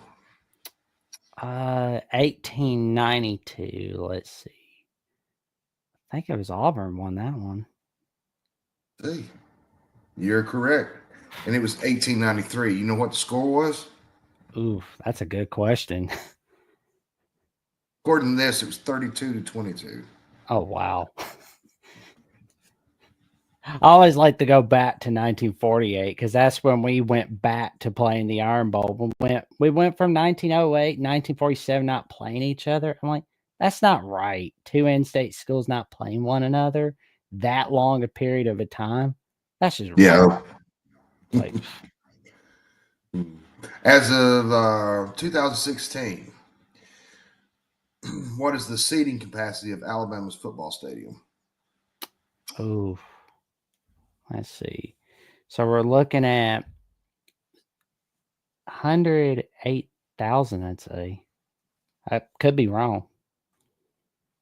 Not by much. It was 101,000. 101. Yeah. Holy Toledo. And we got Steve in the chat saying double J salute. Well, thanks for tuning in to tonight, man. Appreciate you tuning in. There we go. All right. In comparison of the stadiums in the SEC, how does Bryant Denny Stadium stack up in terms of size? Oh, it's the largest in size. You sure about that? Ooh. Well, it's below Kyle Field, so I'd have to say that. But it's funny though, A&M, they always got a great stadium. Everybody's talking about them, but they don't do well in the regular season. They're so weird. Well, it's actually the 4th largest. Ooh. Yeah. Well, I know we were below A&M. Okay, which Alabama coach was the first to win a national title? Wallace Wade in 1925. Yep, Wade Wallace. Yep, because I should know. There's those little Keith Jackson videos. Oh. You know how many national titles he won? 3. Very good. And it only took him 5 years, right? Well, okay. 1925 was his 3rd year. 1926 was his 4th year. And 1930 was his last year before he left for Duke. So when you say 1925 was the first year they claimed it? First year we won national title. That's correct. 1926, we had a 7-7 tie against Stanford. And 1930, the second year of the Great Depression, Washington State was especially depressed when we smacked them off the face of the earth in the 1931 Rose Bowl. Right. Yeah, you answered the next question without me even asking it. So how many national titles did Coach Gene Stallings win as head coach? 1. 1992. Yeah. And what was the score? Or what was his season? What was his we were unbeaten that year. Won the first SEC title game. Did he had what was his season like though, as far as winning? Oh, we were getting it done. We went against Florida for the SEC title, and ironically, it was a sloppy Florida team because they were losing to Florida State. They were out of the national title race, but they were looking to play spoiler, but not so fast, my friend. We're gonna get the Gators. So saying here he had a 13-0 season in '92. Mm-hmm. Yeah, because we had the 11 game season back in '92. Do you know what bowl they played that year? Sugar Who they Bowl played against? smacked Miami 34-13. Good We had God. best non-play ever, just stripping that ball from behind. Can't get anything over on Jack. He knows it all. I do All my right, best. which of the following Bear Bryant teams did not go undefeated? What year? Okay, so we had one loss and one tie in 1965. We had one loss 1978, where we lost to USC. So those are two of the national championships where we won it all, but we had a loss. 1964, we lost in the Orange Bowl against Texas, but they didn't count bowl games back in 1964. They were just like, here, you're number one at the end of regular season. So you're national champions. Go celebrate. So is that the year you're counting? Mm-hmm. Is that the year you're going with? 1965 and 1978. 64? 1964.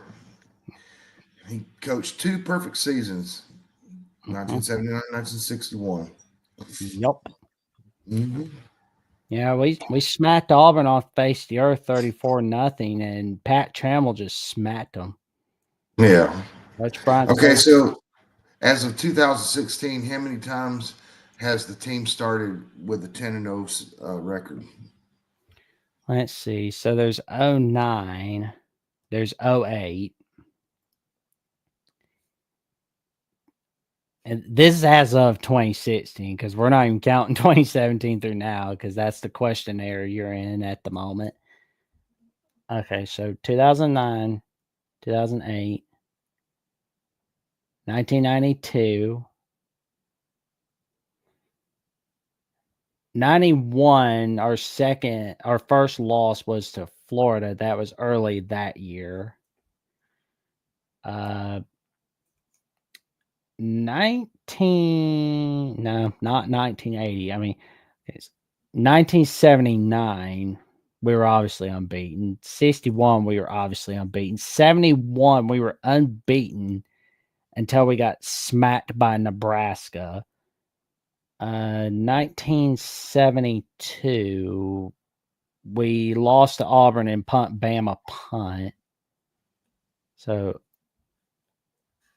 And while you're thinking about it, I'm going to grab some coffee. I'll be right back. all righty. There you go. Yeah. And while I'm figuring this out, like how many teams were 10-0 for the Alabama Crimson Tide, my IT guy / my dad, he is the magician behind the scenes for the Jacksonian on Alabama with the Voice College Football. He helps he has helped me, build all this. For those who don't know, that's why I got the little mini helmets behind me and the microphone and everything and the camera and all that stuff. He's been helping me get to where I'm going, man. So back to the question. All right, so as of 2016, how many times has the team started with a 10-0 record? Was it 19, 21, or 23 times? 19 or 23 times. 19, 21, or 23? I would say 21. That sounds like I'm close, but no cigar. Yeah, it was 19. Yep. I was a little bit off.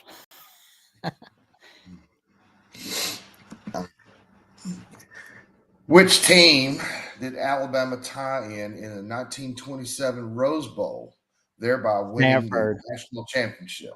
Stanford. Yep. What was the score? 7-7. Damn, you're good. I do my best. Oh, by the way, I forgot Is there to anything mention, else significant about that? About Huh? that Rose Bowl? No, I can't forget about that Rose Bowl. No, I mean, is there anything else that's significant about that score and that in the Rose Bowl? Start playing Roll Tide. There we go. Our Alabama face song. Well, it says now. Of course, this question here is a little old, but it says it's the last time the Rose Bowl ended in a tie. Yep. As well as it should be. So, what year did running back Derrick Henry win the Heisman Trophy? 2015.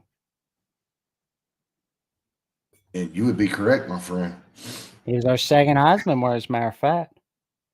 Okay, in the 2015 season, how many touchdowns did he have? Ooh, that's a good one. And if in how many yards did he run? Ooh, about 2,000. 2,219 yards. And it was 31 touchdowns. Yep. By one. I miss seeing him in Tuscaloosa, but I'm just sad that he didn't win. He didn't get a Super Bowl with Baltimore in his first year. Maybe next year he gets it because, don't want to see the Chiefs winning it. So do you know how many touchdowns he made in the 2015 national title game? Ooh, that's a good question. He got a few of them. I remember that onside kick we made against Clemson in the fourth quarter. That's what really helped us. So, had we not had the onside kick, we could have lost to Clemson that year. Yeah. Right. He made 3 touchdowns. You know how many yards he rushed? Ooh. More multiple choices because I think I can get this one. There's no multiple choice on this one. Oh, rats. It's going to take me a minute. Make it multiple choice. 138, 158, 178. I think it was 158. There you go. You got it. Yep. Yeah, I barely got that one. Been a minute. Okay, which bowl game did Bear Bryant win more of his national titles than any other? Sugar Bowl. And you are correct. Yeah. Because unfortunately, he never got to coach in the Rose Bowl. How many titles did he win at this bowl game? Let's see. So there's the 1961 season where we went up against Arkansas. We ironically had those white helmets against Arkansas.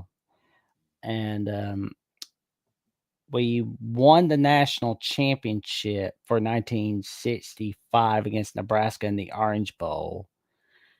We won the national championship for 1973, but we lost the Sugar Bowl against Notre Dame. But we beat Penn State in the 1979 Sugar Bowl for 78, and we beat Arkansas in the 1980 Sugar Bowl, where Lou Holtz was running the show in Fayetteville. So he won how many titles at this bowl game? 1, 2, 3, 4. Though it should have been 5 in 1966. Okay. Well, it's saying here 3, but I believe you. But you also answered the other question. He lost the 1973 Sugar Bowl, but still went on to win the national title. Yeah. Okay. How many perfect seasons, no losses, no ties, has the team accomplished? Okay, so we got 1992, 2009, 1966, 1961. So that's 4. And again, this thing doesn't count 2020 because this was a 2016 one. Yeah. So I'm kind of rewiring my brain back to prior to 2017. I'll give you this. Would it be 9, 12, or 13? Okay, so there's 1961.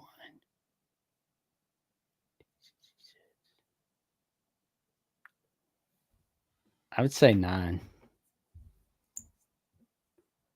And you'd be correct.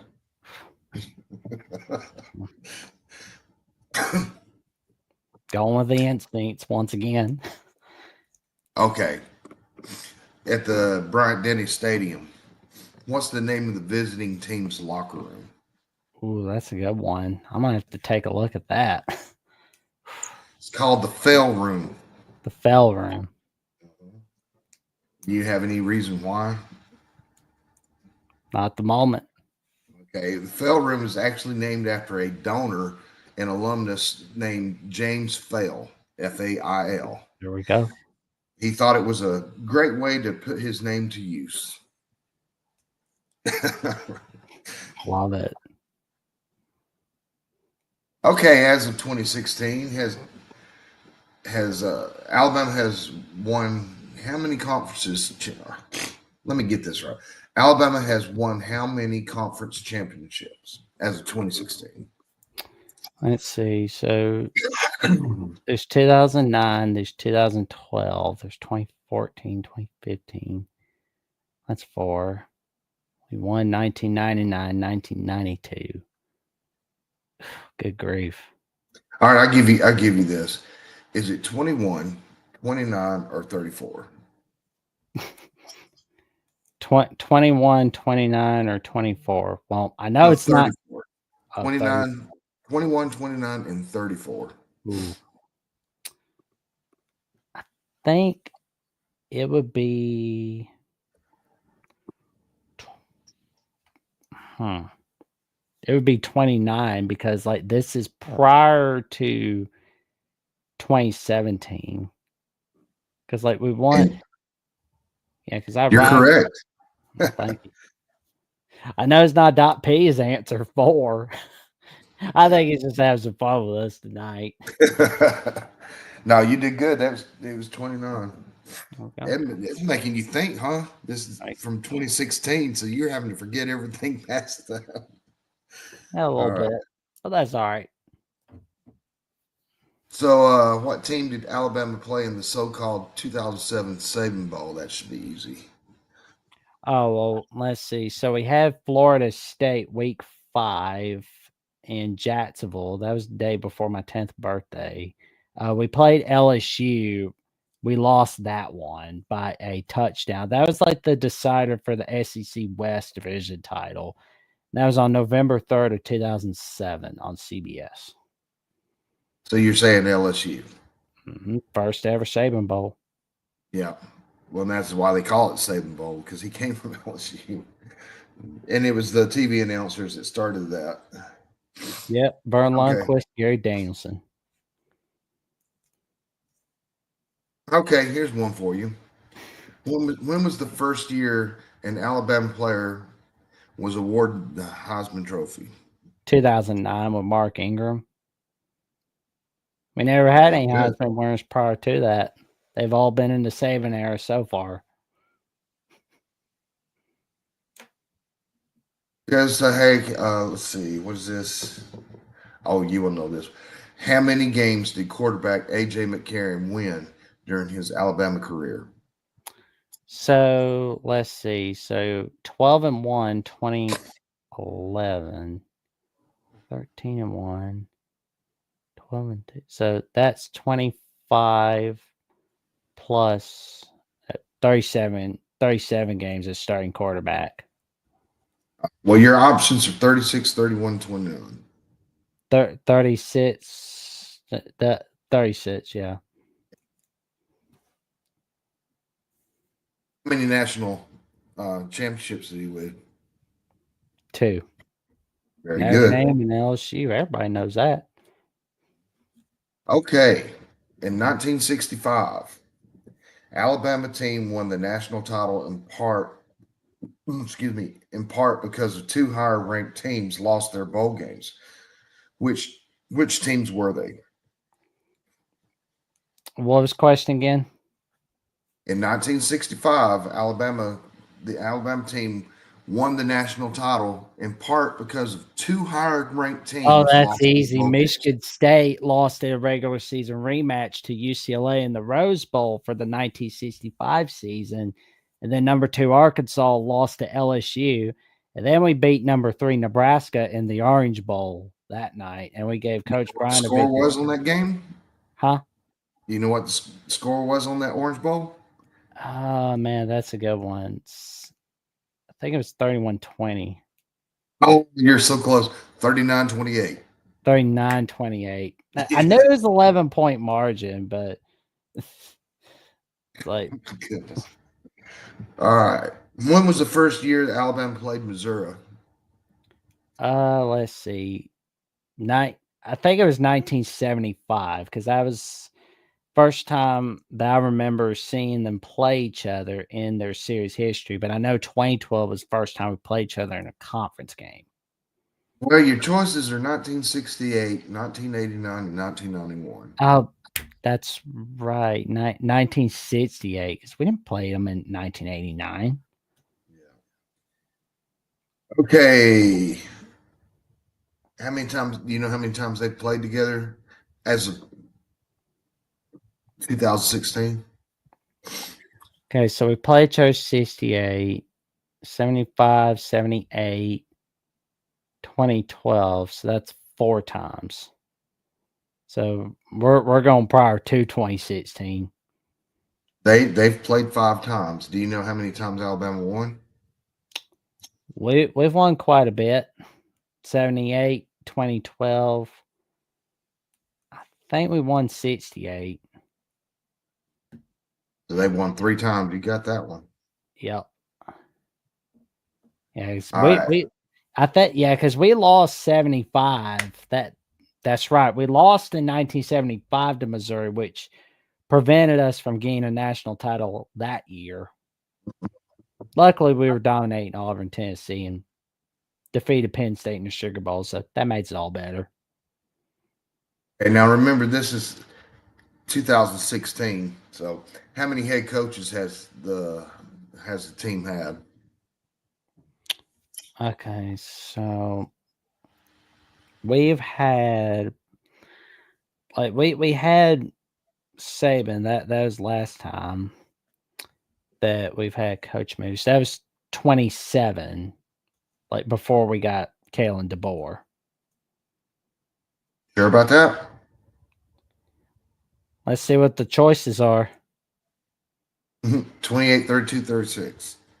20, 32, 30. That's not 32. 20, 28, 32, 36.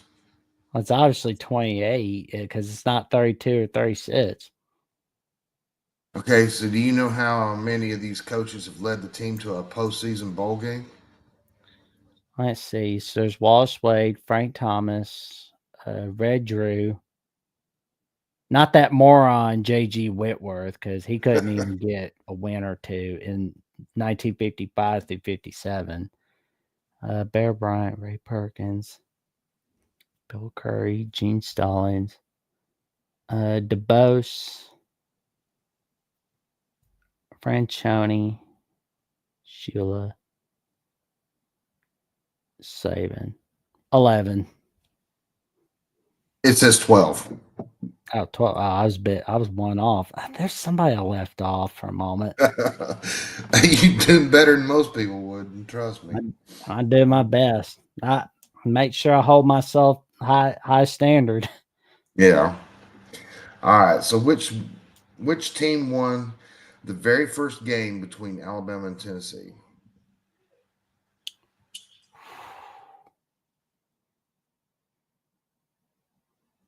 That would have to be Alabama.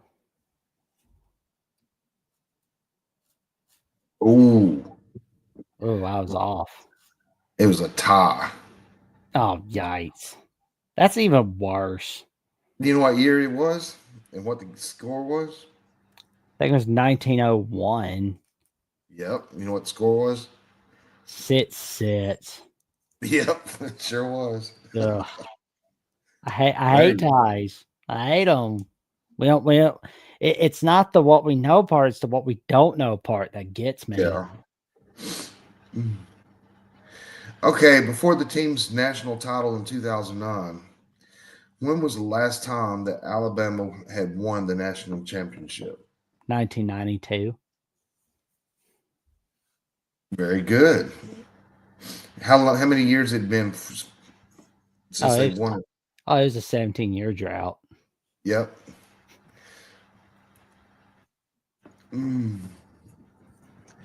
And that's the end of the thing.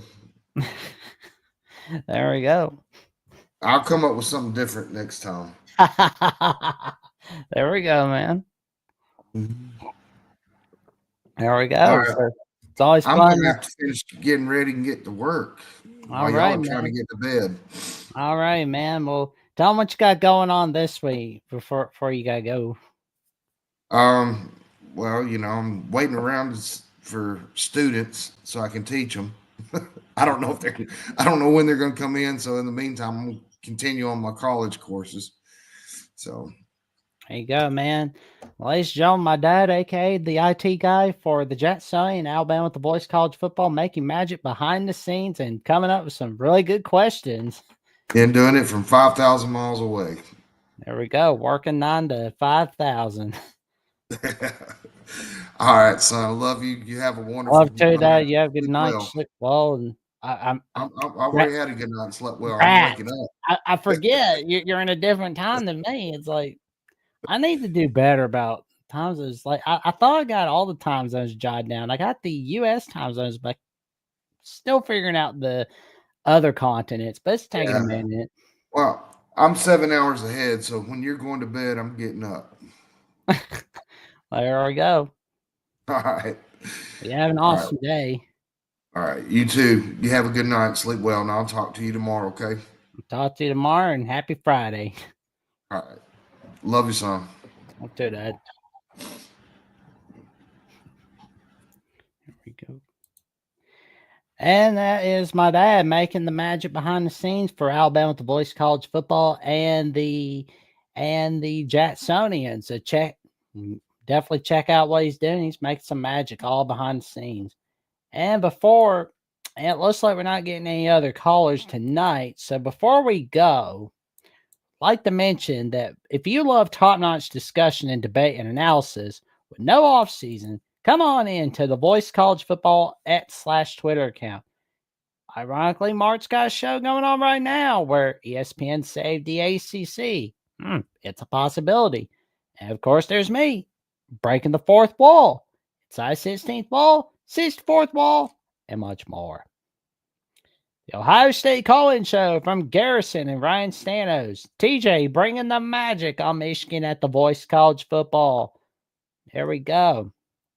So much more. Holy Toledo. There's some magic coming in from the Voice of College Football account. And we'll say, though, it's been a fun ride. And we'll definitely see you on Crimson Tide Live Monday afternoons, 5 p.m. Central Time, 6 p.m. Eastern Time, where Johnny and I will bring some magic. And here we go. Oh, we got another caller. Here we go. We got Dr. Buckeye coming in. How you doing tonight? Yes. Hello. How you doing tonight? I'm doing pretty good, man. How you doing, man? Excellent. Just came in to talk a little bit of college football with you. Interesting to be on the show tonight. I did want to say that Mark had an interesting show on the ACC now getting the big contract with ESPN, by the way. Oh, yeah. Go ahead. Although I kind of feel like ESPN's kind of treating the ACC horribly. I think, honestly, the ACC should have gotten a TV deal with CBS and NBC, honestly. I agree with that. Yeah, because you don't want to get overly reliant on ESPN. We saw what happened to the Big East because of that. What happened to CBS in the SEC? Did that contract just run out, by the way? Well, but ESPN and Disney outbid them. Okay. Yeah, I miss. You know what? I told you I used to like Vern. I miss Vern, by the way. He did a good job. Well, I remember like I had like a relative like talking about how Vern needs to leave or he needs to just go to sleep or something. I was like, good grief, which I don't think that's what he meant, but we get the idea. He was not too happy about him. By the way, is he not the doppelganger of the Alabama radio announcer, by the way? Don't they look very similar, by the way? That's funny. I didn't even think about that till just now. Well, I figure I was calling into the Alabama show, so I should ask this question: are him and Vern Lundquist actually separated at birth or something like that? I wish. I wish. Who am I thinking of, Jackson? By the way, who's the play-by-play guy that does the Alabama radio call? Chris Stewart does them now. Okay. I do miss Eli Gold because I mean, Oh. he's been calling games since before I was even born. Oh, okay. So he goes back to like the Bear Bryant years and all that. Well, back to the Bill Kerr era. So it's like my parents were kids. Wow. So it's excellent. It's been that long, but it's like I would love to see if he could come on like a Crimson Tide live show one of these days. That'd be pretty cool. Like That'd be cool. Just get him like talking about like looking back at his career and all that, and let him know you should try to get on some former Alabama players. Absolutely, I'd be happy to get him on here. What about like a Jay Barker or somebody like that? I'd be happy to get him on. Like, come on Crimson Tide Live with Johnny and I and be like, hey, what's up, Jay? Like, tell us a little bit about the 90s being all that. If you get AJ McCarron on, make sure you have him bring his wife. No, I'm joking. Well, I was kidding. Oh, I know. It's all good. I would love to bring on AJ. I did meet him at a signing event in 2018 at the Parkway Place Mall in Huntsville, Alabama. Okay. He may not remember me, but I will make sure to shoot a message to him like, hey, this Jax Johnson, and hey, we met a few years back. Wonder if you like come on in on Crunch Tide Live. We'd love to have you. Let me ask you this question. Have you guys already ranked Nick Saban's best teams from all, what was it, 17 years? 17 years, I guess he was at Alabama. Oh, yeah. That's a good one. For me, the best teams are 2020. Would that be the number one team? 2020, 2009, 2011. Like I like the 09 season a little better in 2020 because it was like, I hated 2020 as a whole that year. Well, yeah, I mean, you guys were an awesome team. I must say, we're having played against you guys. Yeah. Although the season was a little disjointed with the COVID, that's the only thing you can say. And I've made the case that I think the Alabama team in 2019 had as much or more talent as the 2020 team. To me, the unfortunate thing about 2019 is Joe Burrow and Clemson or LSU were out there. You just had to run into LSU. And that was a close game, too. I mean, that game was a game that was, a couple plays here and there in the first half. That game could have been a different game. But, yeah, that 2009 team was a great team. But you guys had to survive some close calls that year. Auburn was a close call that year. And I think you guys had a couple other close games during the season, if I'm not mistaken. 2009, as a matter of fact, we did have a close one against Tennessee. Mount Cody blocked the field goal, right? Not once, but twice with his armpit. Right. And then a late touchdown won the game against Auburn, if I'm not mistaken, right? Yep.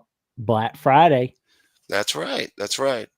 Yeah, that's where you guys got revenge on Tebow. You guys made Tim Tebow cry. Yeah. Like I used to just kind of make fun of Tebow a little bit, like when I was younger. But as I've gotten older, I'm like, Tebow's a very likable dude. I mean, it's like, yeah. How could anybody dislike Tim Tebow? He was a good Christian man, lived his faith, good person. He loved college football. He wasn't a very accurate passer, I will say that. But, the guy was a heck of a college quarterback, though. Oh, yeah. And a winner. And he was good PR damage for Urban Meyer. That's true. That's true. That's true. I mean, like you got some gangsters over at your house constantly. Hey, I'm not everybody's all. I never watched that show, by the way. Somebody had said that had talked about that show they did on that team. I thought, I guess that probably would have been pretty interesting. Oh man, yeah. There were some guys down there. He had some people. He had some characters. I mean, he had Riley Cooper, Aaron Hernandez, Tim Tebow, all on one team, by the way. How does that work?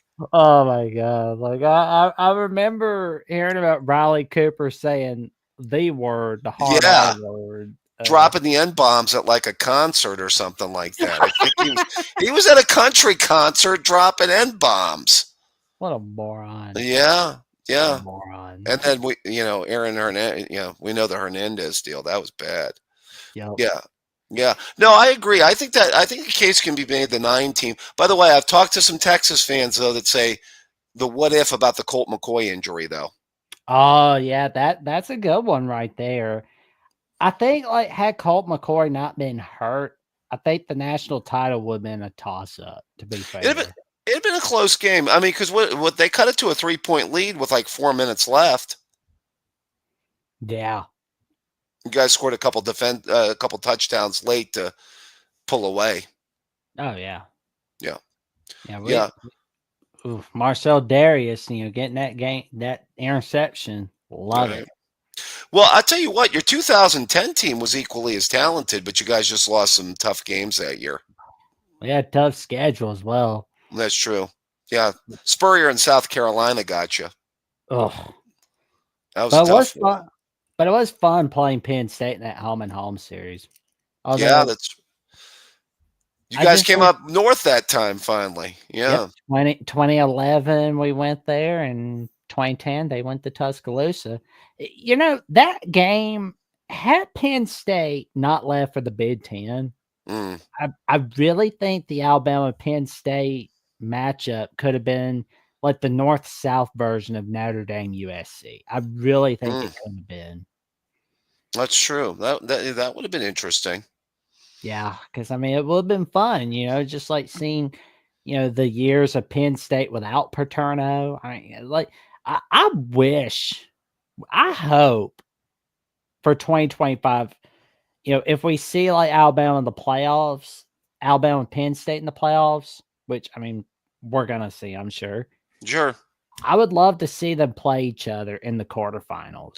See, I think that the thing about a college is now with the 12-team playoff, I miss these big non-conference games. Like I miss like as an Ohio State fan, we had played Texas with those back-to-back years in '05 and '06. I still that Vince Young, we had Vince Young in Texas in '05. We lost a heartbreaker at home, and then we were able to come back and beat him with Troy Smith in Texas the next year.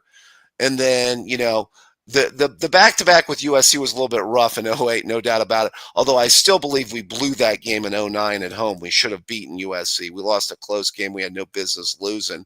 We kind of blew that game. And then the back-to-back with Baker Mayfield in Oklahoma in 16 and 17. We went to Norman and we won big, and then he got us back at home in 17 to the old, flag plant at the shoe. But yeah, I think that there was something to like these major non-conference games that are a big part of college football and an enjoyable part of college football. Well, remember Alabama in the '70s, obviously the USC games. Yeah, I mean, like 1977, we had Nebraska, USC on our schedule that Right. year. 78, we had Nebraska, Missouri, USC, and Washington on that Right. schedule that year. And I gotta be honest, I have been begging for a schedule like that for Alabama for a non-con schedule. I want to see like really cool non-con schedules like that for not just Alabama, but for like other blue blood schools as well. And for like teams that are playoff contenders. Now, I don't give Ohio State a hard time about their non-con for 2024 because Washington, I think, canceled that one, the home and home Yeah. they had for 2024, 2025, because of the fact that they were joining the Big Ten. Like when they canceled that home and home, I was like, okay, something's up. But then when Well, they joined Big Ten, first thought was that explains why Ohio State's not playing Washington. Oh, okay. Well, remember the COVID year, we also were going to go up to Oregon and play because remember we played them in 21. They were going to do a home and home in 20 and 21, so that one got thrown away too. So we would have had like the home and home with Oregon that year as well. Yeah, I think it's big. The Texas game this year is going to be really interesting. First game of the year, we don't even get any warm ups. See, at least we had like a warm up or two before Texas, like in 05 and 06, like a warm-up game. And then I think it was the second game both of those years, 05 and 06, we played Texas. But Yeah. yeah, I think it helps college football. I think it's great when they have it. But now though, it's like, well, you got a 12-team playoff now. So I think teams before though, does it make it more likely though? You think they'll do these now, Jackson, with the 12-team because they say maybe we can afford a loss or two, or do you think, I don't know? Do you have a thought on that? I really hope that a lot of these teams aren't getting rid of the big non-con schedules, but it feels like some of these teams are going to do that with realignment, which it pains me to say that, which, I mean, it's like people are looking at my facial expression. They're like, why is he so pained by it? He's going to get wins. Like, yeah, but I don't want easy non-con games. Like, I mean, like, it's good to have, like, rest for our players. Don't get me wrong. Sure. But I don't want there to be like a bunch of patty cake games like the Mercers, which, I mean, I just don't want it in the week before rival week. If we just have to have it, we got to have it week 0 or Right. make that our spring game. I mean, I'm cool with group of 5 schools, but like the FCS schools, let's play them in week 0. Play them week 0. So this way, people that have really missed football will watch anything. Right. See, I think it's okay. Like, 9-3, 8-4. So we have a little bit of a variance here with the scheduling between the two. But like, if I'm using the 8-4 model, the 8 conference games and then the 4 non-cons, from like the Big Ten perspective, I would say if we have one major, let's say top 10 opponent in non-conference, I think that would be good. Then maybe like a mid-tier, like second kind of like decent team would be good. And then the other 2 maybe warm-up games, like where we get like the MAC or somebody like that, as part of our schedule. I think that's okay. I could live with that. But I think it's good to have like one like major one and then one kind of like decent one in there. It would be my viewpoint on how to kind of break down the scheduling. Well, I'll say this. I'm looking at our 2025 schedule. We got Florida State, Louisiana Monroe, Wisconsin, and of course our cupcake game, Eastern Illinois. I'm just like, I'm irritated by the cupcake game, or you know what? We got Wisconsin, Florida State. I'm happy about that. Right. Florida State rematch of that 17 game that was played, I believe, was that at Jerry World that year to start the season? Wisconsin was Jerry World 2015. I believe 2017 we were in Orlando. Was that's where the quarterback for Florida State, Francois got hurt. Yeah. No, my mistake. Atlanta, Georgia. I'm getting the location mixed up tonight. Yeah. I'm rewiring my brain back to 2025 because my last caller, aka my IT guy / my dad, was giving some questions. So it's trying to keep you on your toes, I guess, huh? I love it. It's like I need to be kept on my toes. I got to make sure of that. Right. Yeah, I enjoy it, and I think it's going to be good for the sport. But yeah, I mean, it's going to be interesting to see how scheduling works. I just don't want boring Septembers. That's the thing. Yeah, that's right. Because you're just waiting for conference play at that point. I mean, if you've got nothing and you've got these rollover games, you're just waiting for conference play.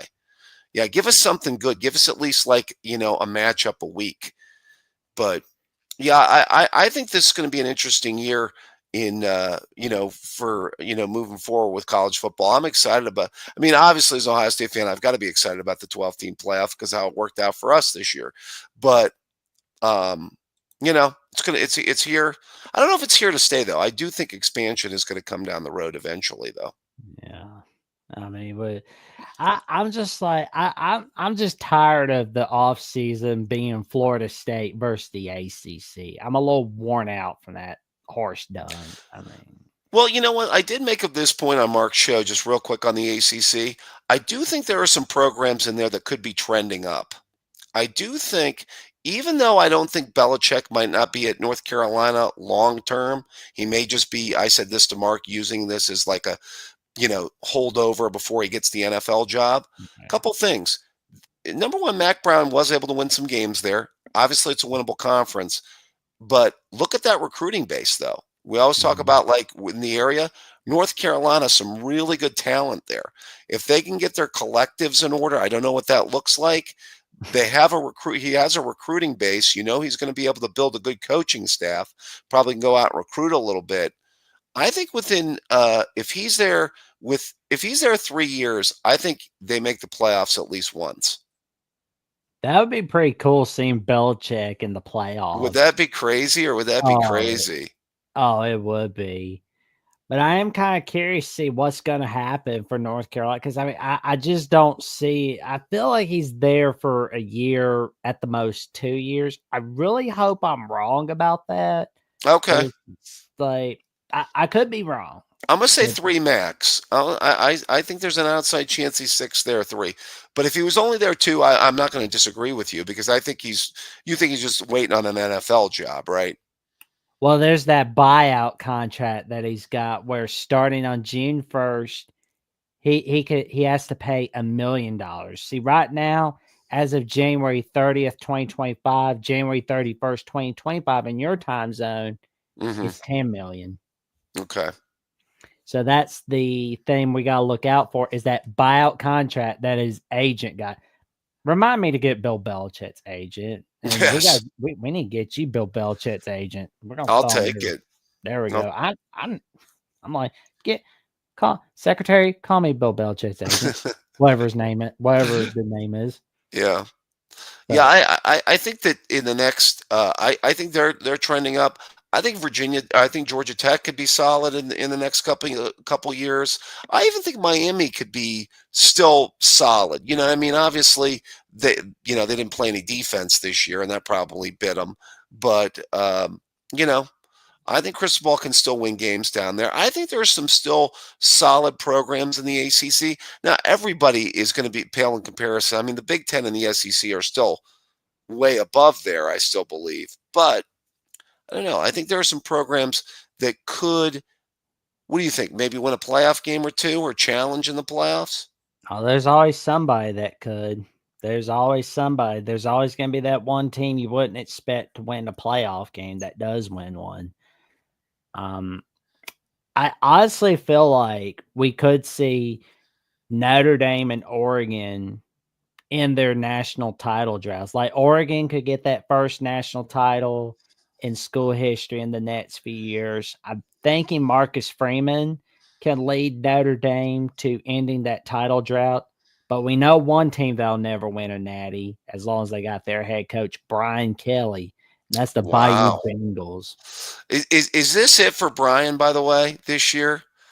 I mean, I have not looked at their schedule.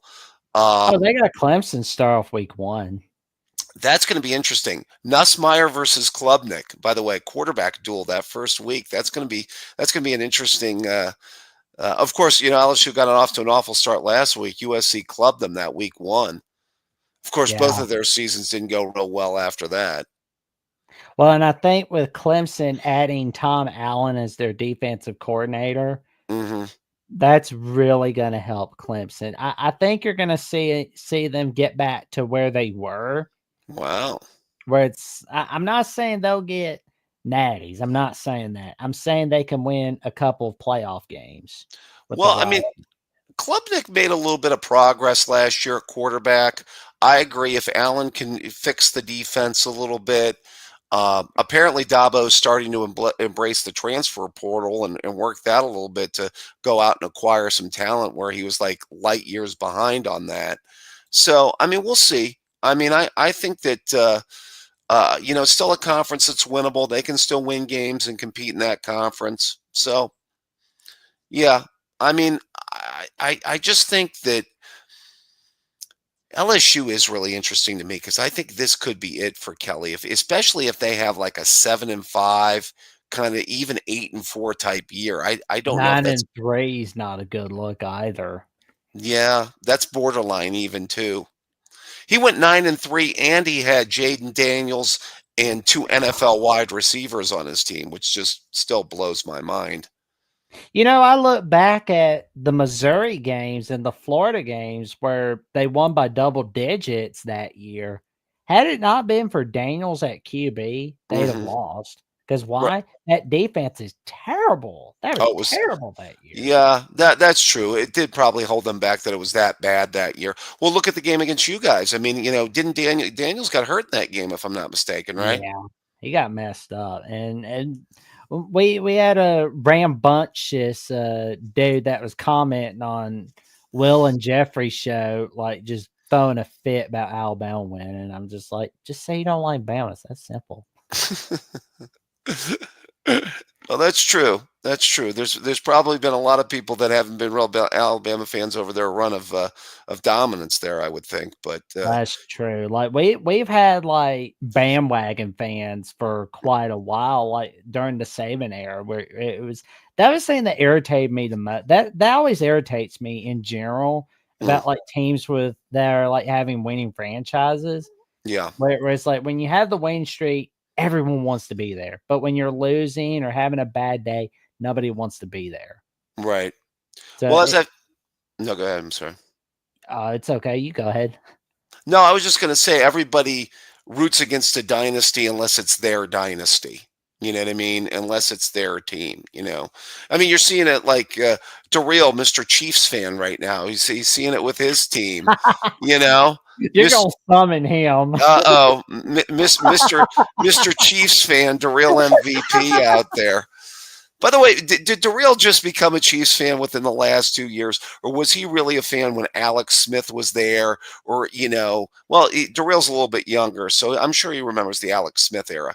Maybe not the Trent Green era, but you know what I mean at quarterback. But Priest Um, Holmes and all those guys. or Tony Gonzalez Tony for that. Gonzalez. That's some good teams with those Vermeil teams. With Trent Green at quarterback and Priest Holmes was like a fantasy football stud there for a period of time. Agreed, man. I mean, I love looking back at the old history because it was like for a while, like the Chiefs were known as this team that could not get it done in the Right. playoffs. And Andy Reid, it was looking like once again he can't get it done in the playoffs because like people tend to forget he had that reputation of doing enough in the playoffs, but he couldn't get that Super Bowl. By the way, Patrick Mahomes and maybe Baker Mayfield, bringing this back to the college football realm, kind of broke something there for a long period of time that I thought was trending a certain way for a certain conference, and that's Big 12 quarterbacks succeeding in the NFL. Yeah. Remember how long a period of time we would see like a lot of Big 12 quarterbacks, like the run of Oklahoma quarterbacks and other quarterbacks within the conference. Like even RG3 had like the one or two good years. I guess it was Yeah. just really the rookie year. And then after that, you know, not much. All the Oklahoma quarterbacks never did much in the NFL. Colt McCoy, Vince Young, you know what I mean? Vince Young had his moments, but Yeah. you know what I mean?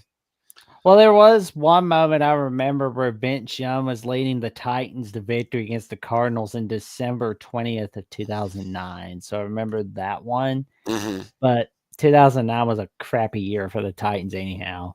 Right. He had a good rookie year, I think. I think he took him to the playoffs that rookie year.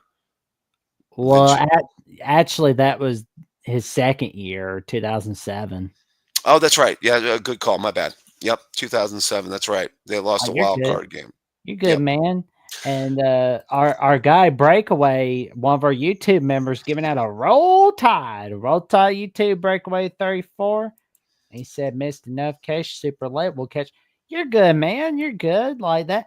That's what the show's for. You come on in and check it out on replay. That matter of fact, that's what all the shows are for. You come on in, check it out on replay, check out that little clip or what you missed out on Alabama Voice College Football. But hey, it's great. Hey, Jackson, let me ask you from an Alabama. Speaking of rivalries, from an Alabama perspective, why is Auburn wasting all this money? They think they're going to do more than get to a bowl game. I mean, is it sad? Well, I'm sure you're probably laughing about it as they waste money and flush it down the toilet here. But you know, what I mean, is it Oh, they'll save all their energy up for us this year. okay? Bet money on that. Like that's gonna be a tight one once again. Okay. Because it's gonna be at Auburn. So it's like if we're favored by 10 points, bet plus 10. Do you think that they sit? I mean, the Harsin hire was always, by the way, one of the most confounding hires in the history of college football. I never got why they hired Harsin as that coach. To me, that seemed like a guy that was never the fit. Yeah, it was like the way they were acting in February of 2022. They waited till the recruiting cycle was done and over with, January and February. They were like, "Oh, well, we have reason to suspect that Brian Harsin was messing around with one of our female employees." Then there's no evidence. It's up, vote of confidence 2022. And Right. then ironically, you hire a guy that was calling hookers on the school payphone. Wow. Because like, oh, well, what are your values exactly, man? Like, I'm not going at the Auburn. I'm going at the Auburn donors. Like, Jeez. those people are nuts. I mean, it's like their priorities are out of whack, obviously. Bring back Gus. Bring back Gus. There should be like a chant there, right? Bring back, bring I back don't think Gus. Central Florida will agree with that. They'll be like, no, let Gus go. Let Gus go. Yeah. He couldn't get it done against us in Tuscaloosa. That was the funny part. Well, to be fair, Gus won some games there. I mean, I'm not saying he was great, but he did win some games. I mean, after the dream season of 13, I know it faded rather quickly, though. Oh, yeah. Yeah. Yeah, it was funny, though, where something I remembered about Malzahn when he was at Auburn was that when everybody, and this something throughout his whole head coaching career, now he's an OC for Florida State. But something I always go by is when everybody talks about how great Malzahn's team is going into the week, they blow it. But when they're not the favorite, and matter of fact, nobody's even talking about Malzahn, or if they're speaking negatively about his teams, right. they thrive. For example, Georgia Auburn 2017. All you heard that week was how Kirby Smart, Auburn had a chance to get him over Gus Malzahn, but they turned him down in favor of Malzahn. Then what happens? Auburn upsets the #1 Bulldogs, where College game days in town at Charlie Air Stadium. Right. Well, just think about it. That 17 team was that close, though. Was that close? Almost a 2-loss team that made the playoff. They just had to play Georgia twice. Oh, yeah. I would, to tell you the truth, I wish Auburn had won the SEC title that year against Georgia. So this way we could have had an Iron Bowl national title, possibly, instead of a Alabama Georgia name. I didn't like waiting almost a year for revenge. But on the bright side, I went to that game. So we kind of helped the cause a little bit that year by defeating undefeated Wisconsin in the Big Ten title game. Thank you for getting us in that year. Yes, we kind of helped the cause a little bit that year. It was a bit of a debate, though, that year. Remember, it was a bit of a debate that year, although we had that very bad loss to Iowa that year, which made things very difficult, because it was almost close to a 2-loss team getting in that year. And then the year before, we were kind of fortunate. We were on the other end of that when 2-loss Penn State didn't get in. Yeah. Even though they had won the Big Ten in 16. Yeah, I always, because like if we had an 8-team playoff or a 12-team playoff, they would have been in. Right.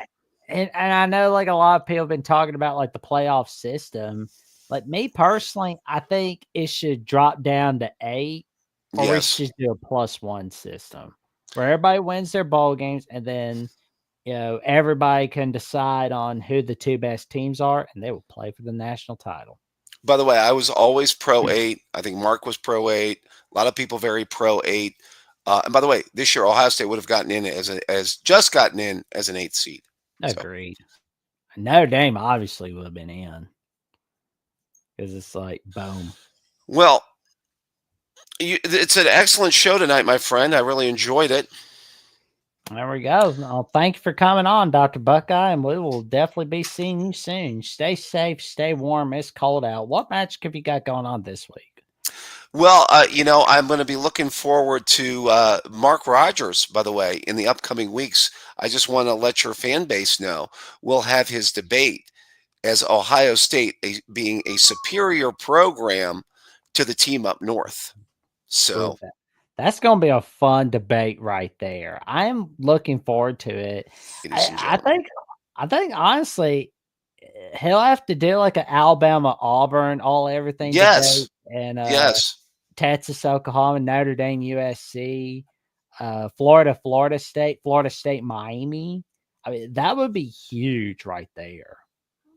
Because yes. it's like Tell Mark will. No, go ahead. yeah, go ahead. No, I was just going to say I think he should open up the floor. I'm with you on that. Yeah, because I mean, it's like it's boring. The off season's boring. You know, we're trying to think of something real quick. You know, we're just like, hey, we gotta come up with something quick, fast, and hurry. Go, go, go. That's the perfect one right there. And it really helps all the channels right there.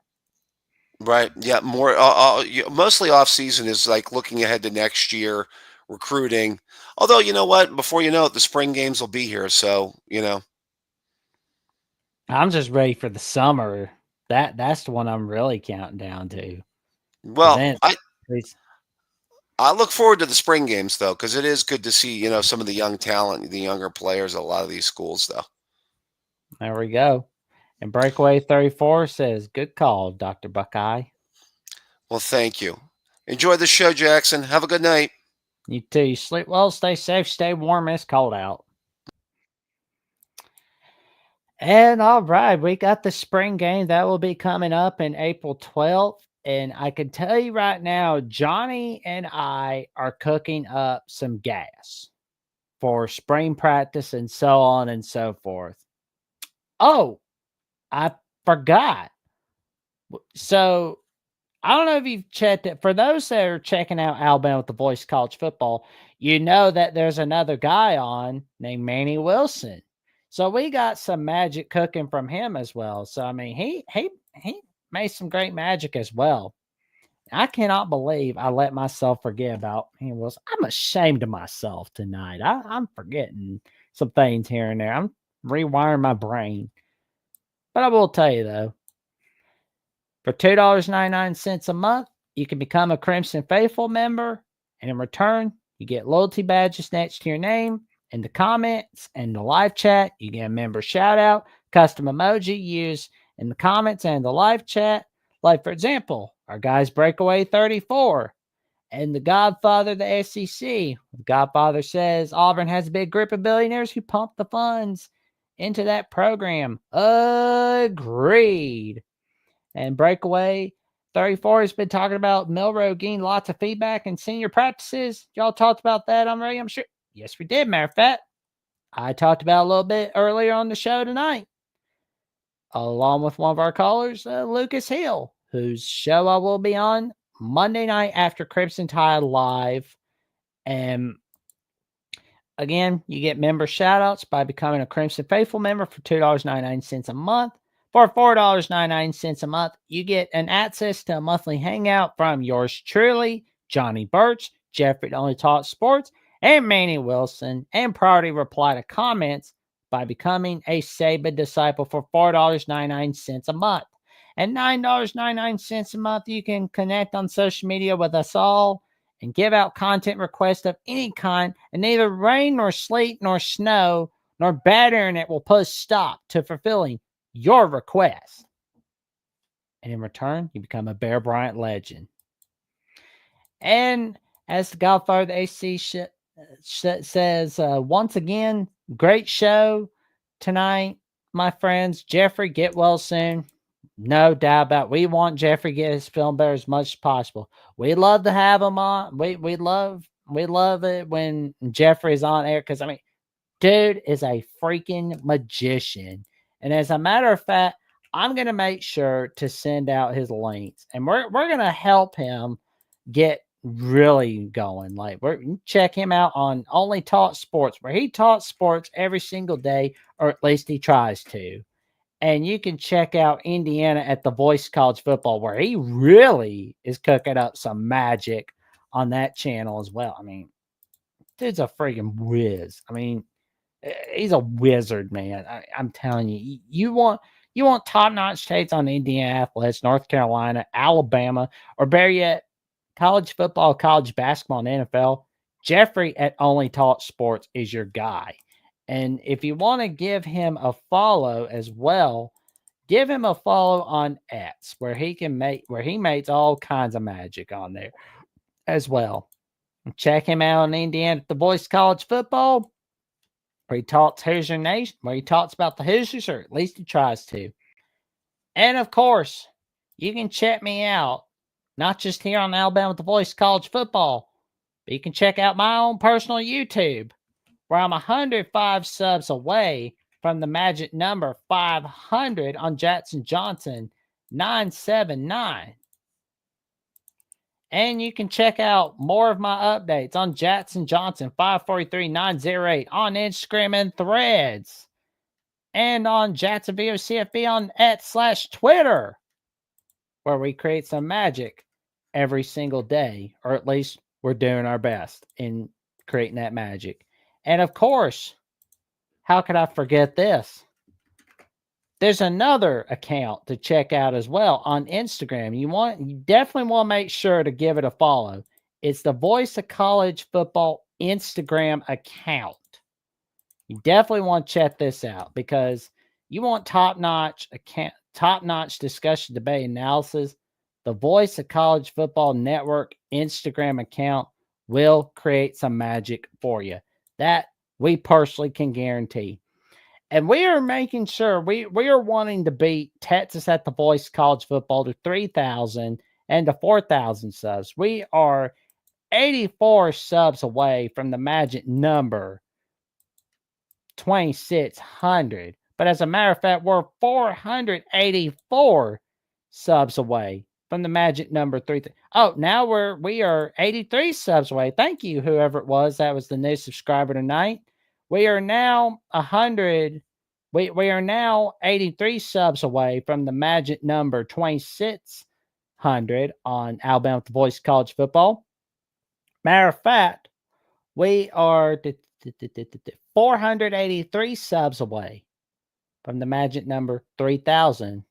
And we'll need to make sure we can get there for sure.